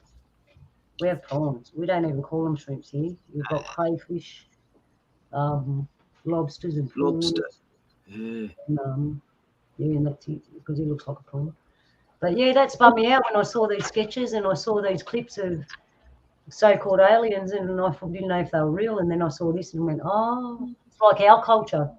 Some of the others that are in our culture that are surfacing around, I'm like, yeah, we know who they are. Since we're talking about underwater, I watched this video the other day of some congressman doing a speech, and there's this guy, young guy next to him, this tall, skinny bloke with glasses, and he's just staring at him with this most evil look, just staring. It went on for 15 minutes, apparently, you know, and the guy doesn't change his face. It just blank stare. Stays like that, yeah. So what were you going to say, Jules? Oh, I was just saying, since we were talking about underwater aliens, you know how there's a nugget out there. I don't know. I mean, I just throw this out there and put it on the table. At the time, big Hollywood director James Cameron in the 80s, late 80s, did this movie called The Abyss. Yeah. That's a great movie. Yeah, watch it. Yeah, so there's something else. If you watch the last 10 minutes of that movie, will give you the gist of it. Yeah, but it's worth watching the whole that thing. when it rises up. Yeah, I'll have to watch that movie. It was an uncut version that shows more inside that. What are those movies? Are they predictive programming for the blue beam when it happens? What are those? Probably. Do they put the movies getting us ready for what's happening, or is it just BS? I don't know. I think the CIA is trying to control that narrative, because everything that, in my opinion, what's going on in Capitol Hill, it's distraction. It just seems too convenient that you had Lou Elizondo and all these other players, the Stars Academy, come out to push to get it all out there, and then there's whistleblower, another whistleblower, another whistleblower that's from government, from CIA. It's like, why is it so important to have all these whistleblowers go out that once you never quit the CIA? It's like the government is trying to control that narrative, and I think the narrative that they're trying to control is they're here, we need weapons in space. And I think that weapons in space ties into there's already weapons in space, and because there's a breakaway civilization. Somehow or another, it's all tied together. Yeah. I'm trying to find Obama and that guy, isn't it? I'm working on a breakaway civilization myself. I'm just still looking for a planet that's suitable. That's funny. Uh-oh. I think we all are, but hopefully our planets are in galaxies next to one another. And you know, I realize about these mobs, aliens, they're all ugly, man. At least other countries have different, better looking aliens than that, eh? That's what I noticed. Yeah, I sort of agree with C.J. Williams, actually. I bet I could be wrong. But Space is total, yeah. I know. I've had to say that to people occasionally. They're telling me stuff about this and this and this, and I've had to stop and go, I don't believe that. I don't believe that it is what you're saying. Yeah. Just save their breath. But they keep telling me. They just keep talking after I tell them I don't believe in that construct. But, you know. Well, the planets are the weirdest things. When you look at them with amateur telescopes and things, they look like they're living plasma type. They're energy. They've got Yeah. sound. Energy type They creatures. are. I mean, Luna's got it. They are living energy. And back in the day, I mean, you had Kronos, who is now Saturn. I mean, it's still, even though it's a planet, it's still moving. It's still energy. It's still living.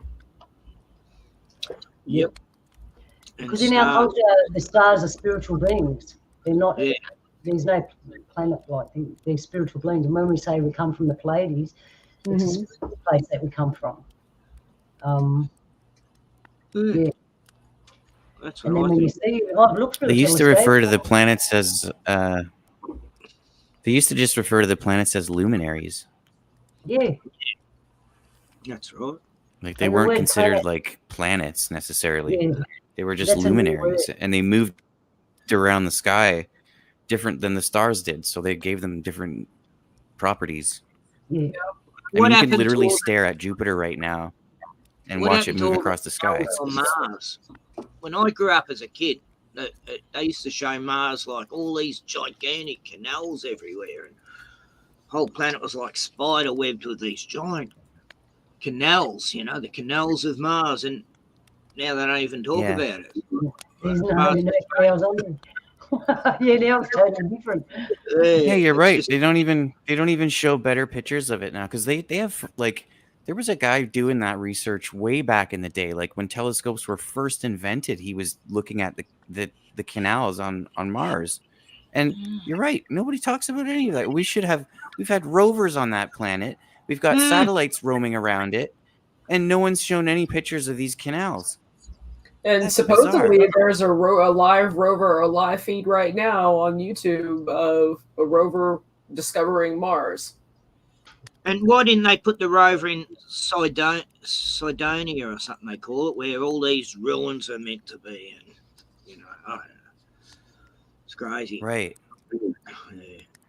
Yeah. Those rovers, I mean, God, how do they last so long? They've got pretty good solar battery. You know, and I watched about 10 minutes of the footage, and it looks surprisingly like the deserts of Nevada in the United States. Arizona or something.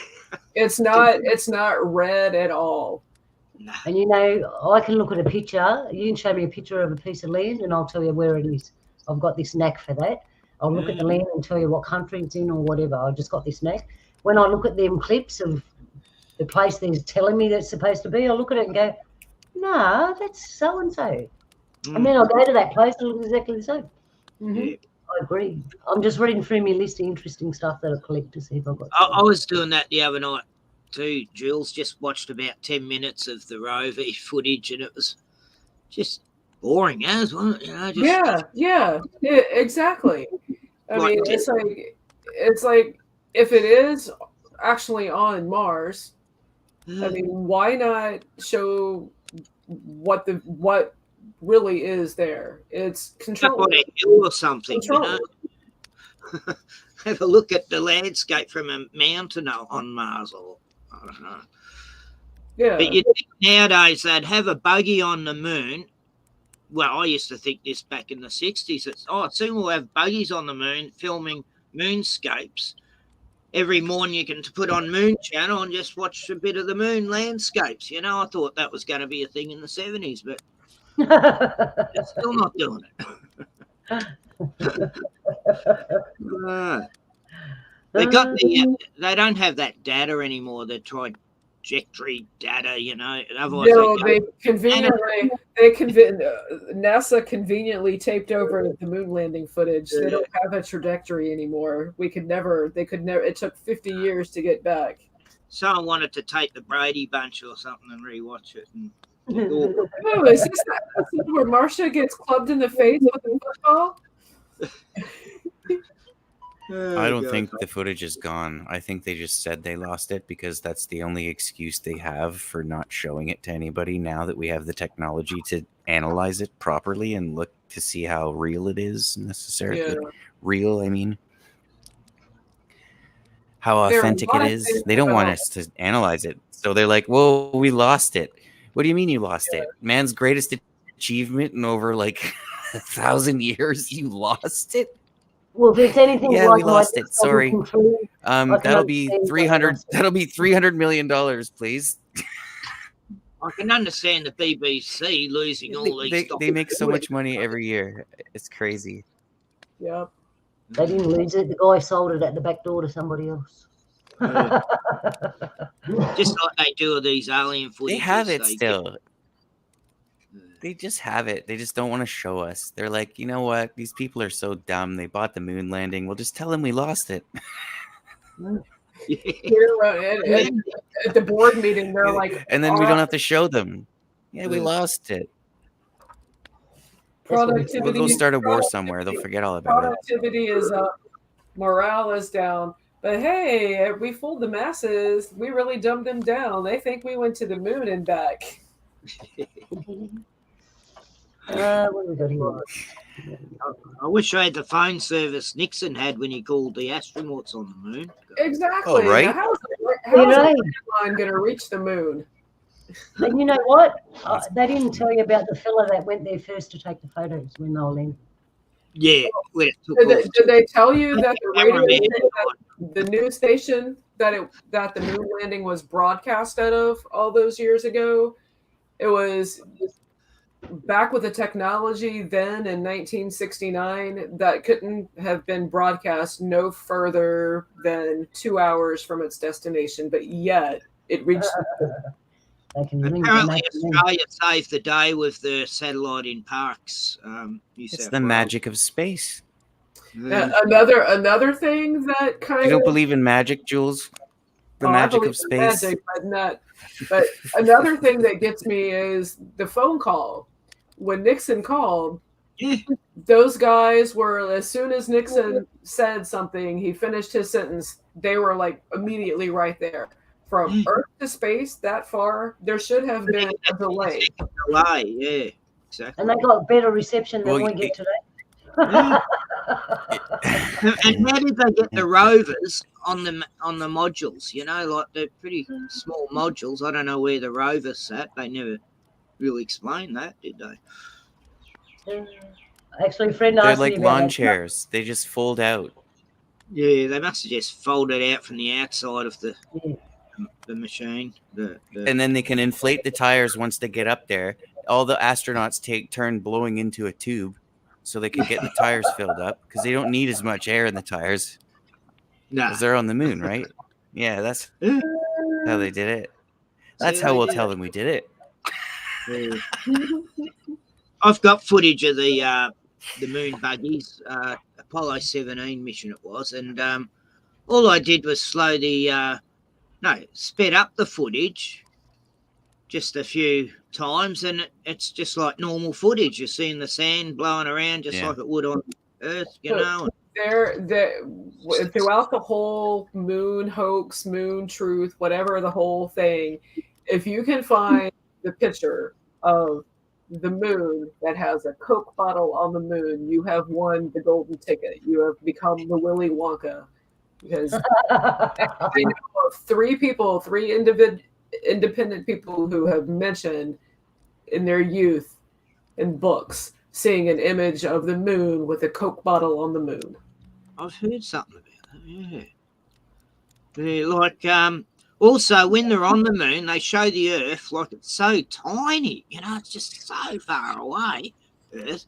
But if it's the size they say the moon is, Earth would have looked gigantic on the moon, you know? Yeah, I didn't think it out. You know? I didn't think it out. It could be a fisheye lens. I've got another clap for you here. This is by 1967. This film was removed from all libraries. So let's check this one out, eh? Yeah. Here we go.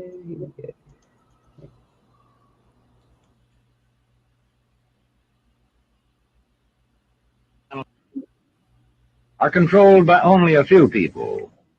And when community rates low on an information scale, when the press, radio, and other channels of communication are controlled by only a few people, and when citizens have to accept what they're told. In communities of this kind, despotism stands a good chance.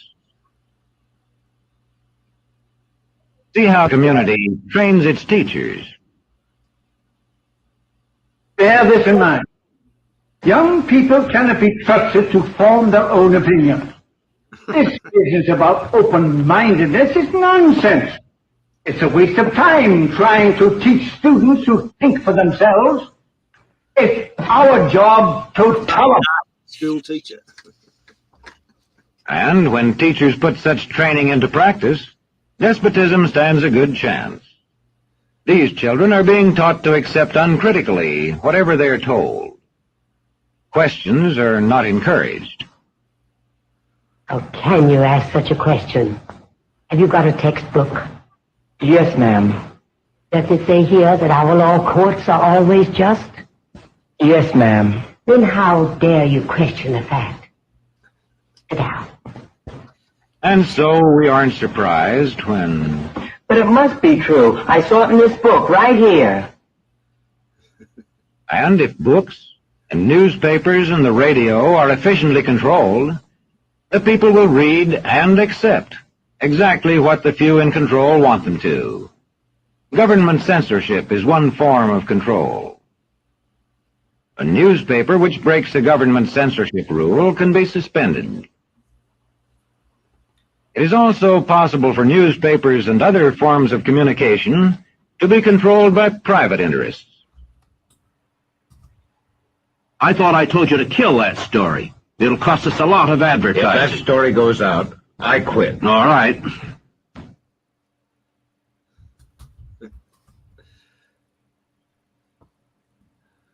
There you go. Well, that's like one massive truth bomb. I can see why they pulled that. They don't want the sheep knowing what's going on. And that was in libraries. They pulled it out of the libraries. Mm. And that's libraries back when there was a Dewey Decimal System. But yeah, I watched that and I'm like, wow. It's like a lesson in communism. That would have been does. When we were kids, Ken, that still would have been in the library. We were too young to know that. So there you go, everybody. Yeah. Collected. Hope you liked it. And it was good. Yeah, that last one, we were talking about the moon and all that. There you go. See? I don't want to say too much. I can talk more about the moon, but it ties into so much. The Kennedy assassination, the moon's involved with that. The race for space, because excuse me, the race for space, because the Russians were beating the Americans, but they were getting there, and their way of getting to the moon was the hollowed out shell of a ballistic missile. So that's why I think our government said we had to get there whether we were there or not. And that's why I think that's why it was announced, whether if the events, the so-called filming happened before in a soundstage or after. I don't know. I can't say, but I feel like that's the importance of America to get there, is because of the Russians were getting there in a missile. The space race. Oh yeah. Does anyone ever wonder why and Kennedy? I mean, the CIA didn't like Kennedy because he was going to work with the Russians because they wanted to share the space information, because he wanted to know what exactly UFO-wise was going on in Russia. And basically the CIA were the ones who controlled that narrative. They've always controlled that narrative. Even to the congressional hearings, the CIA has been behind it. Every time you start what doesn't talking make about sense about the space race to me is there's this whole premise of the US versus Russia and the race to get to the moon. So if two countries were seriously in that sort of a competition, you don't think that Russia would have gone to the moon afterwards anyways? Like it seems like the US made it there, everybody give up. That's it. We lost. Yep, screw it. There was nowhere to go. I got more clips, man. I've got to dig them out. I got a clip. I think what happened was the US figured out before most people did that, or most countries, that you can't get off the planet. We just can't do it. And so the US is like, well, do we tell the other countries, or do we fake the moon landing? Yeah, Russia would have gone along with saying, "Oh, we'll just let them fake it. Saves us a bit of trouble." Exactly.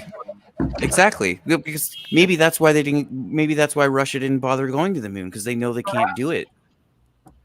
Well, Russia, this bloke come out who worked on all that back in them days. He said that when the astronauts went up there in space, it would take them months to get to walk properly again and all that. And yet the astronauts on America, when they come out, they were walking and jumping around. And yeah, I mean, as CJ says, I mean, who am I to like say it is or isn't? Because there's illusion and then there's the reality that we create. I mean, but what if? I mean, I give credit to the Russians, because if we really did attempt to go to space, they were the first ones who had the first man in space. They had dogs, they had chimps, they were sending all kinds of stuff, and even women were going in Russia. Yeah, that poor dog and the poor chimps, you know. God, yeah, I mean, it's terrible, but they were advanced more so than we were to get to the moon. The dog's name was Laika. Laika, that's right. That's right. God bless Laika. Rest in peace. Yeah, they're a great band too. Yeah, no, it's one of the biggest shows on earth, isn't it? You know, it's NASA. And Grubb's got it. I mean, they've always been working together. I mean, Operation Paperclip. I mean, America got some of those bad guys, but so did Russia.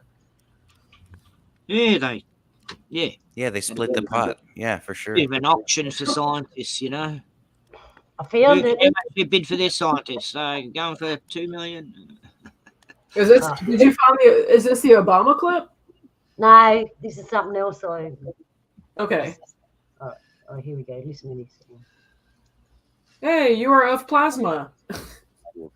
About the world at the same sea. Many times in the past history of our Earth as. Oh yeah, I know this one. Yeah. A little bit quiet. Yeah, I'm trying to make it less. Eventually returning again to its former bed. This is the part of the biblical theory of the flood and the theory of people of other races. Oh yes, this actual event, the last one, is recorded in all the sacred scriptures of all the old civilizations, from the Hindus to the Bible. Mr. Foster, before we go on with that, you've made a number of predictions, scientific predictions, which you claim have come true. Now, what are those predictions, and how do you make this claim? Well, they're all based on the new notion that the physical invariance principles of contemporary science are invalid. And I stated this first in a manuscript reviewed in Australia in 1954. And the validity of this statement was confirmed finally last year at Princeton, when the principle of time reversal invariance was found to be invalid. Well, who accepts the fact that you have made these predictions accurately? Well, the facts as such are undeniable and must be accepted because they're documented. And it was accepted as such at Oxford, at Tasmanian University, and also at the National University. The facts as such are accepted, but the explanations and the new views as yet are not. Do you mean to say that you reject all the basic principles of science established since Aristotle's day? No, it does not mean that. I state and maintain that those concepts and interpretations of science, which are still based today on Aristotelian logic, have a certain purpose, but that is defined by a statement as that a spade is a spade or a fine chisel is a fine chisel. But these concepts are inadequate for a complete understanding of the real nature of the world.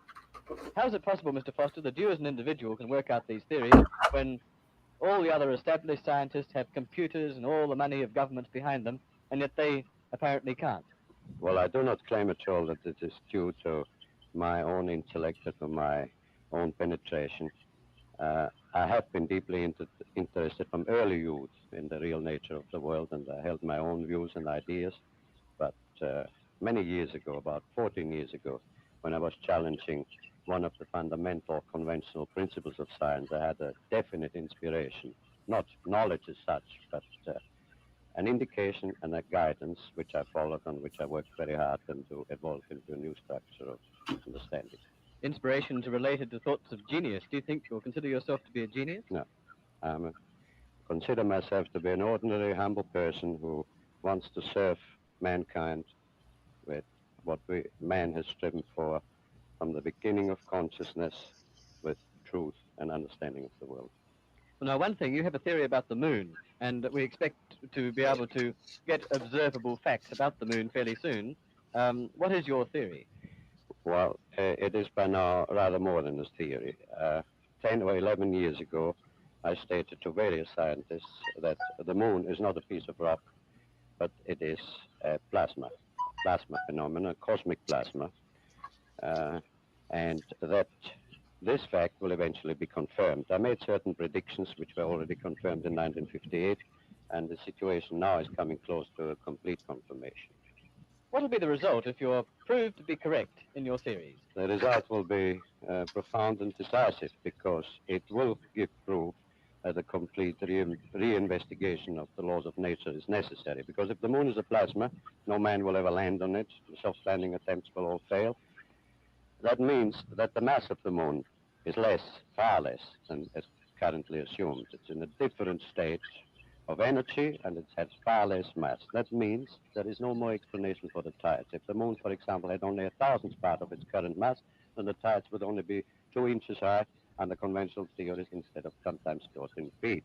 And that means that if it is proved that the moon is a plasma, then all gravitational theories are out, and the new concept of the cosmos and of its laws has to be evolved.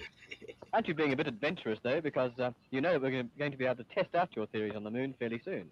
Well, not anymore. 11 years ago, of course, it was rather taking a risk. I was considered a lunatic, of course.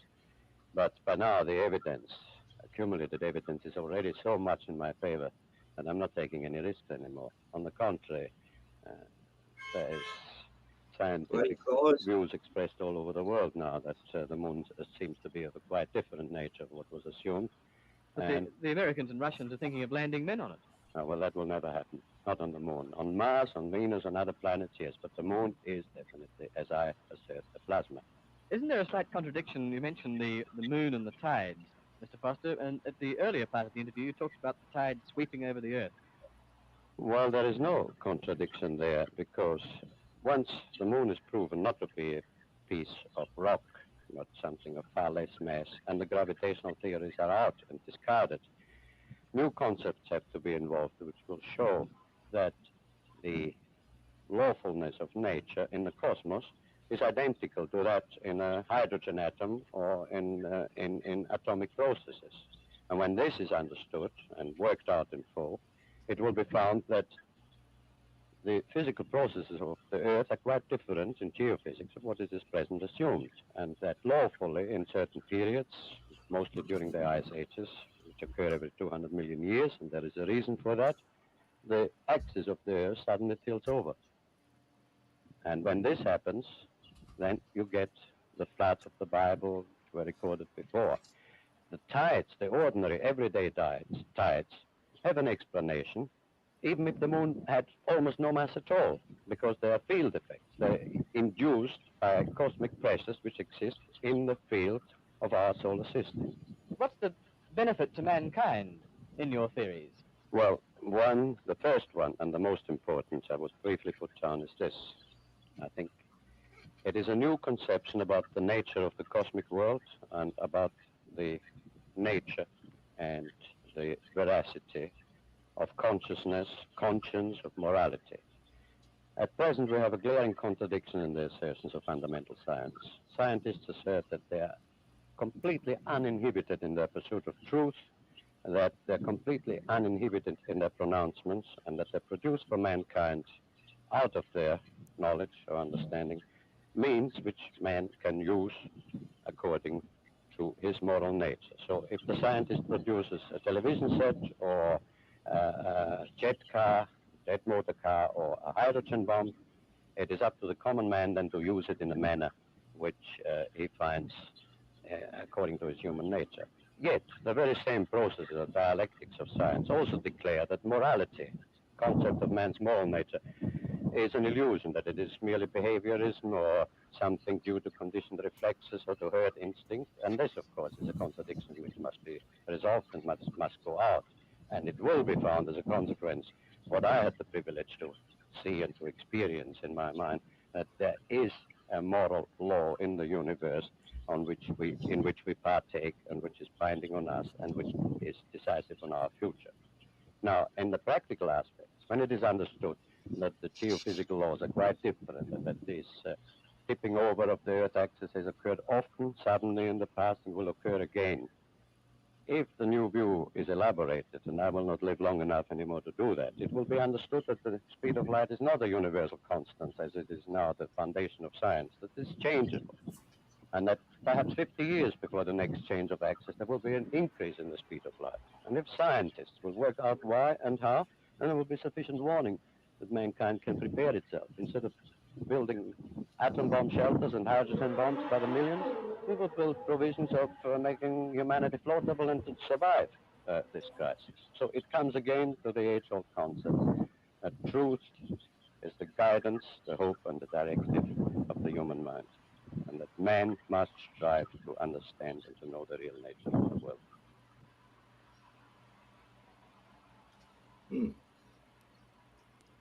Do we know who this man is? I don't know. Hang on.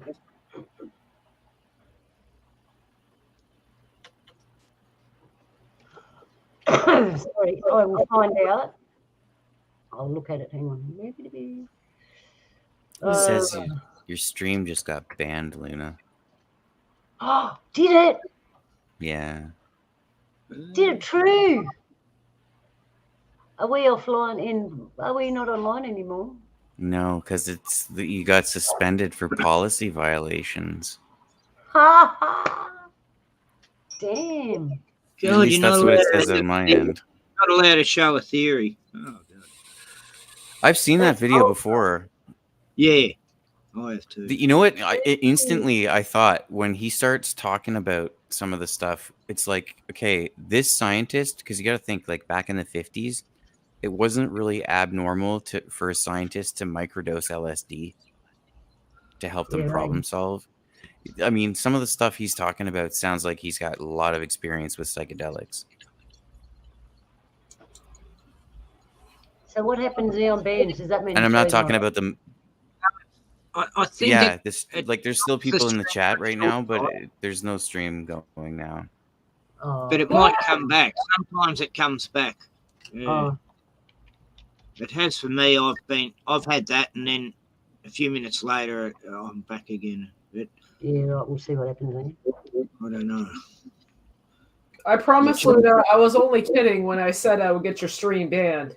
Yeah, I banned myself. Good night, Buzzer. I hope it wasn't because I said Nazi. I don't think it was, though. That'd be ridiculous if you can't even say that word. Yeah. I mean, aren't they? Yeah, I thought YouTube was run by Nazis. Why wouldn't they want you to say it? You can't state the obvious. What a double standard.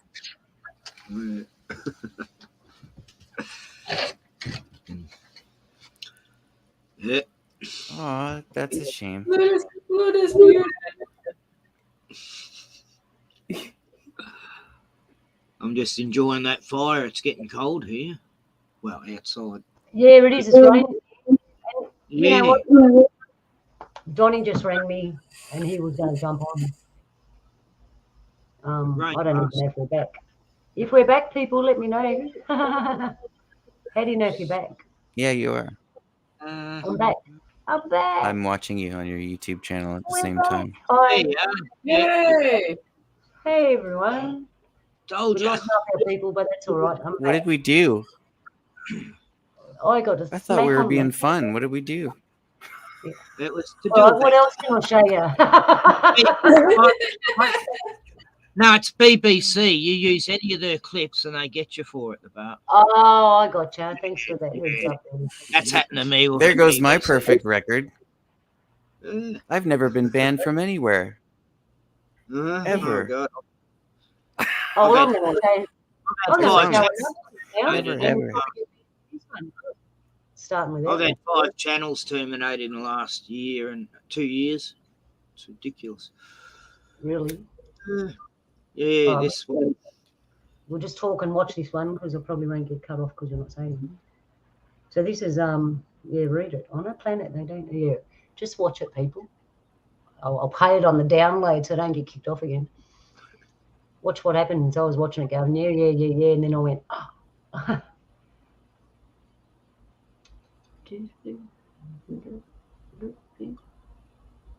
Sorry, I need music.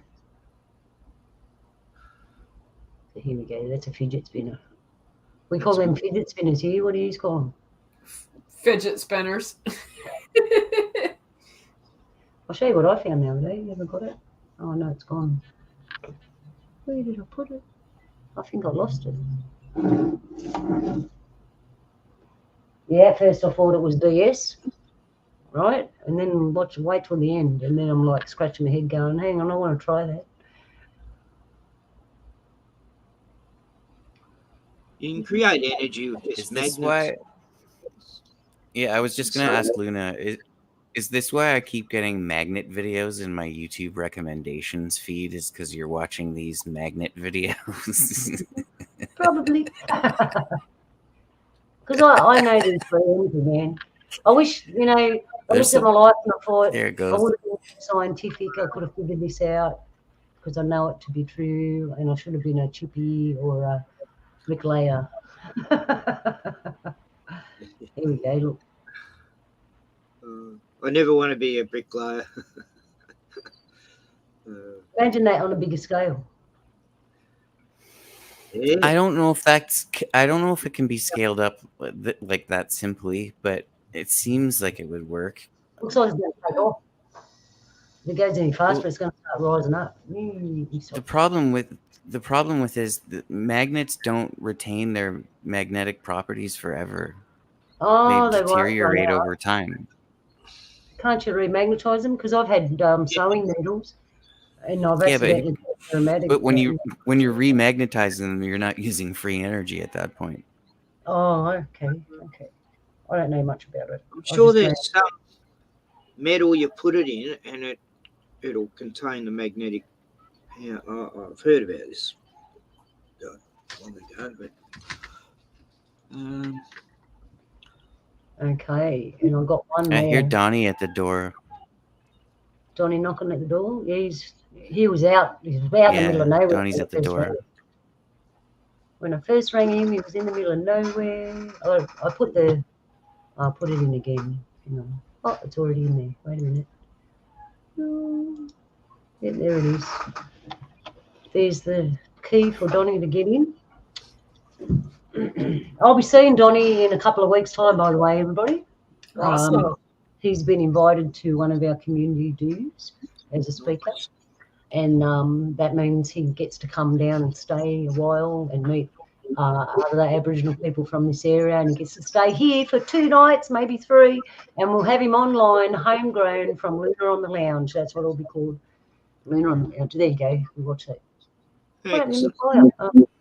I'll get caught for that too. Oh, knock, knock. How can I let you in? Where are you, bro? You're not on screen. I can't see him. Sorry, hang on. Let me just do a technical thing for a second. Oh, wait a minute. Where are you, Donnie? You're not in the room. I'd let you in if you're in. Where are you, my bro? Yeah, he should be able to come in. He's not in YouTube, but he should be able to come in backstage.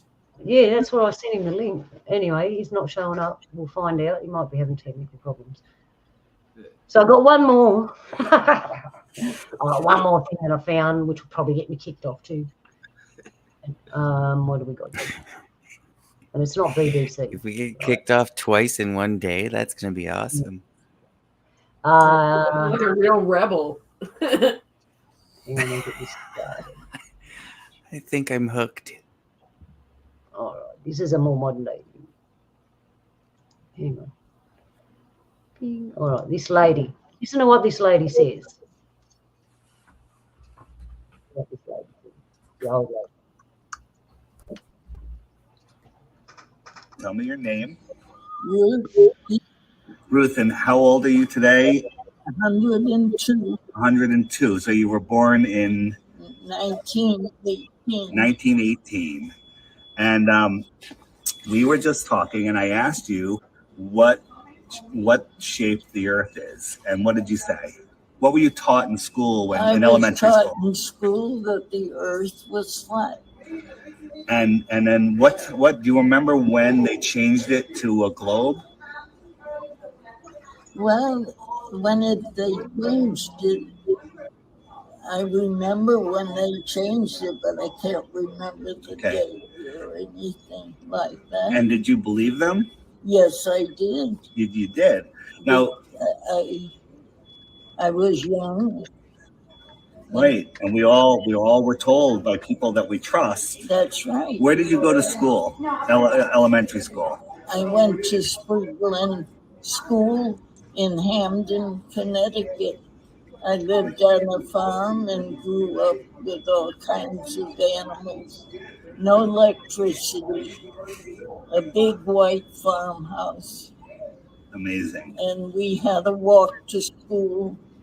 We didn't have a bus to take us to school. We had to walk to school and walk home through all bad weather.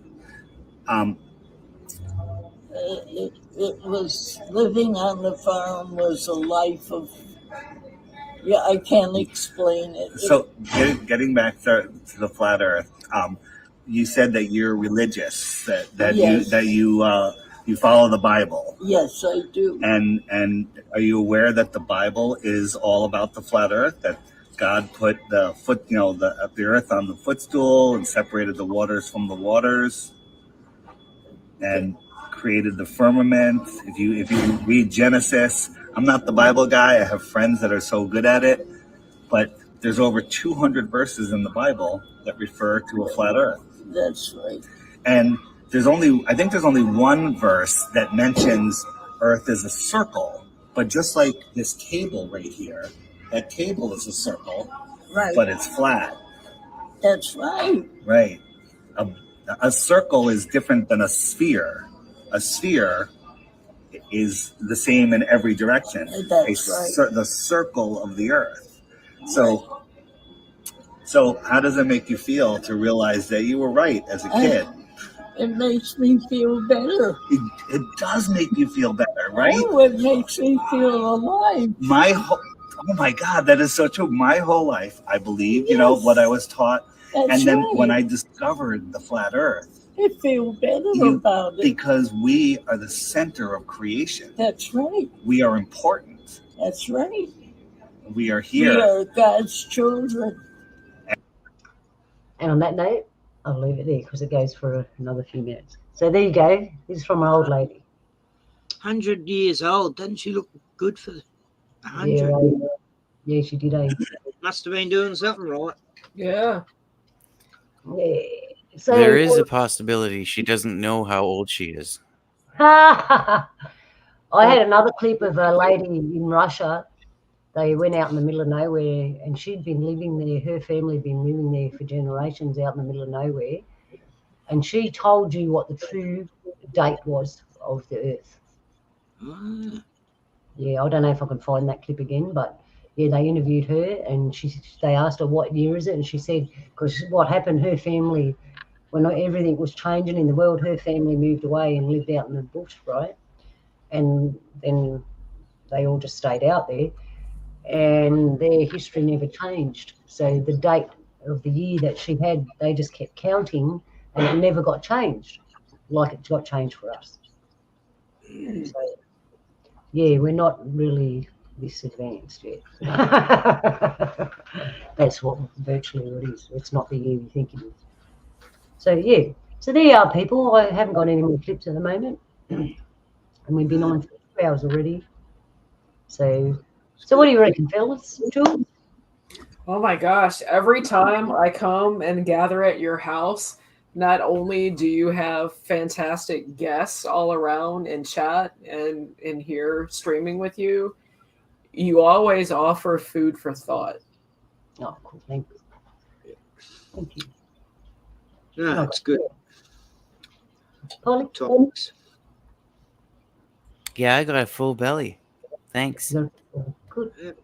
I always love being here. You know it. If I can and I'm around, I'll always jump on with you guys. Yeah, a lot of us. Yeah, it was not planned, very unexpected, and I'm glad that I'm like, do it. Out of the blue. Out of the blue, didn't even have no content. I just went fishing around. Yeah, because I'm always up for having fun, and if you just found that on the fly, that's fantastic. I could do more of this. Hey. Well, and I do have a book. I found it. You know how I present books. I found this book. I've got to check it out a little bit more.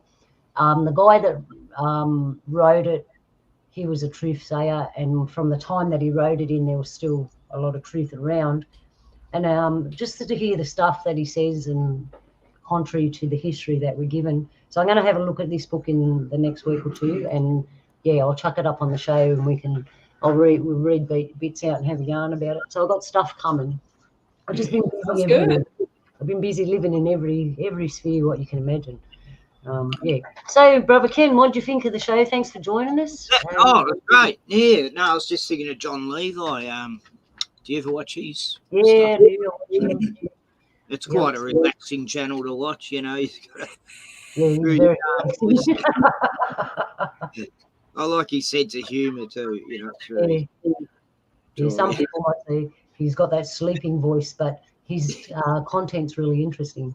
Yeah, it's always good. Nah, it's good. Thanks for having me. Yeah, thanks everyone for coming. Thank you. I've been live streams, but no one knows my new channel. It's sort of, I'm going to have to change the name because without the Rotman name, it's like, yeah. But it does get zoned in on. Like, I've got a fan base of police and government watching me, and you know, good on them. At least I used to get good subs, you know, from I'd say hello to the police because they said they'd be watching. And well, I hope they came over and watched this show with you. I'm wondering where I am now. Yeah, after my last got to, but I don't know. And poor Donnie. So that's why we got banned. Yeah, poor Donnie tried to get on, but because I having trouble. So. We'll wait till next week. You've got to come next week. We're having a show next week, whether I got material or not. Next week's special week. I'll tell you why next week. I know, but I won't say. So please join us next week. I'll try and find some more funny stuff and interesting stuff, and yeah, and bring your relaxed, happy party self to the show because we're going to party. Like there's no tomorrow. No. Gee, then there would be no tomorrow. You wouldn't wake up the next day, would you? Anyway. I'll have a here next weekend. He might come on too. Mad Pieman, you know. Oh yeah, I like Mad Pieman. Yeah, he's coming down next weekend. Cool. Yeah, tomorrow's a big next week's like a big party. I'll put the address in there. We're all just to party on and yarn about good stuff. So that'd be great. Excellent. So party by the fire. All right. Well, that's all I got. Oh, thank you. Cheers. Yeah, Looney. Yeah. Yellow. See Jules. Hello, everybody. Good to see everybody. We'll catch you next time. Remember? Oh, Donnie just came. Look, hang on. Donnie, bro, what you doing? Trying to get on. Trying to get on. We're just about to walk out the door. Oh, well, that's all right. I'll catch up with you next time, eh? Well, you have to. I was just saying, my brother, that next week's a really important time. We're going to have a bit of a party here around the campfire, and I'd love it if you can show up next week. Oh, yeah. If you're not busy. Next week? Yep, next Saturday. Next Saturday? Yep, next Saturday. Well, that's good. Yeah, all right. So we're going to do it next Saturday. Yeah, sorry about all the technical problems there, but I got kicked off. And then they put me back on again. So All right. anyway, people. Be held. Get down. Sorry, Donny brother, but we're just about to exit the door and walk out the door. And I'll leave you with the fire this week because it's all intuitive. We're just going. Yalu, stay seated. Love to you on this day. We'll see you next time. Bye. We're out of here. And we'll press the button. Yalu.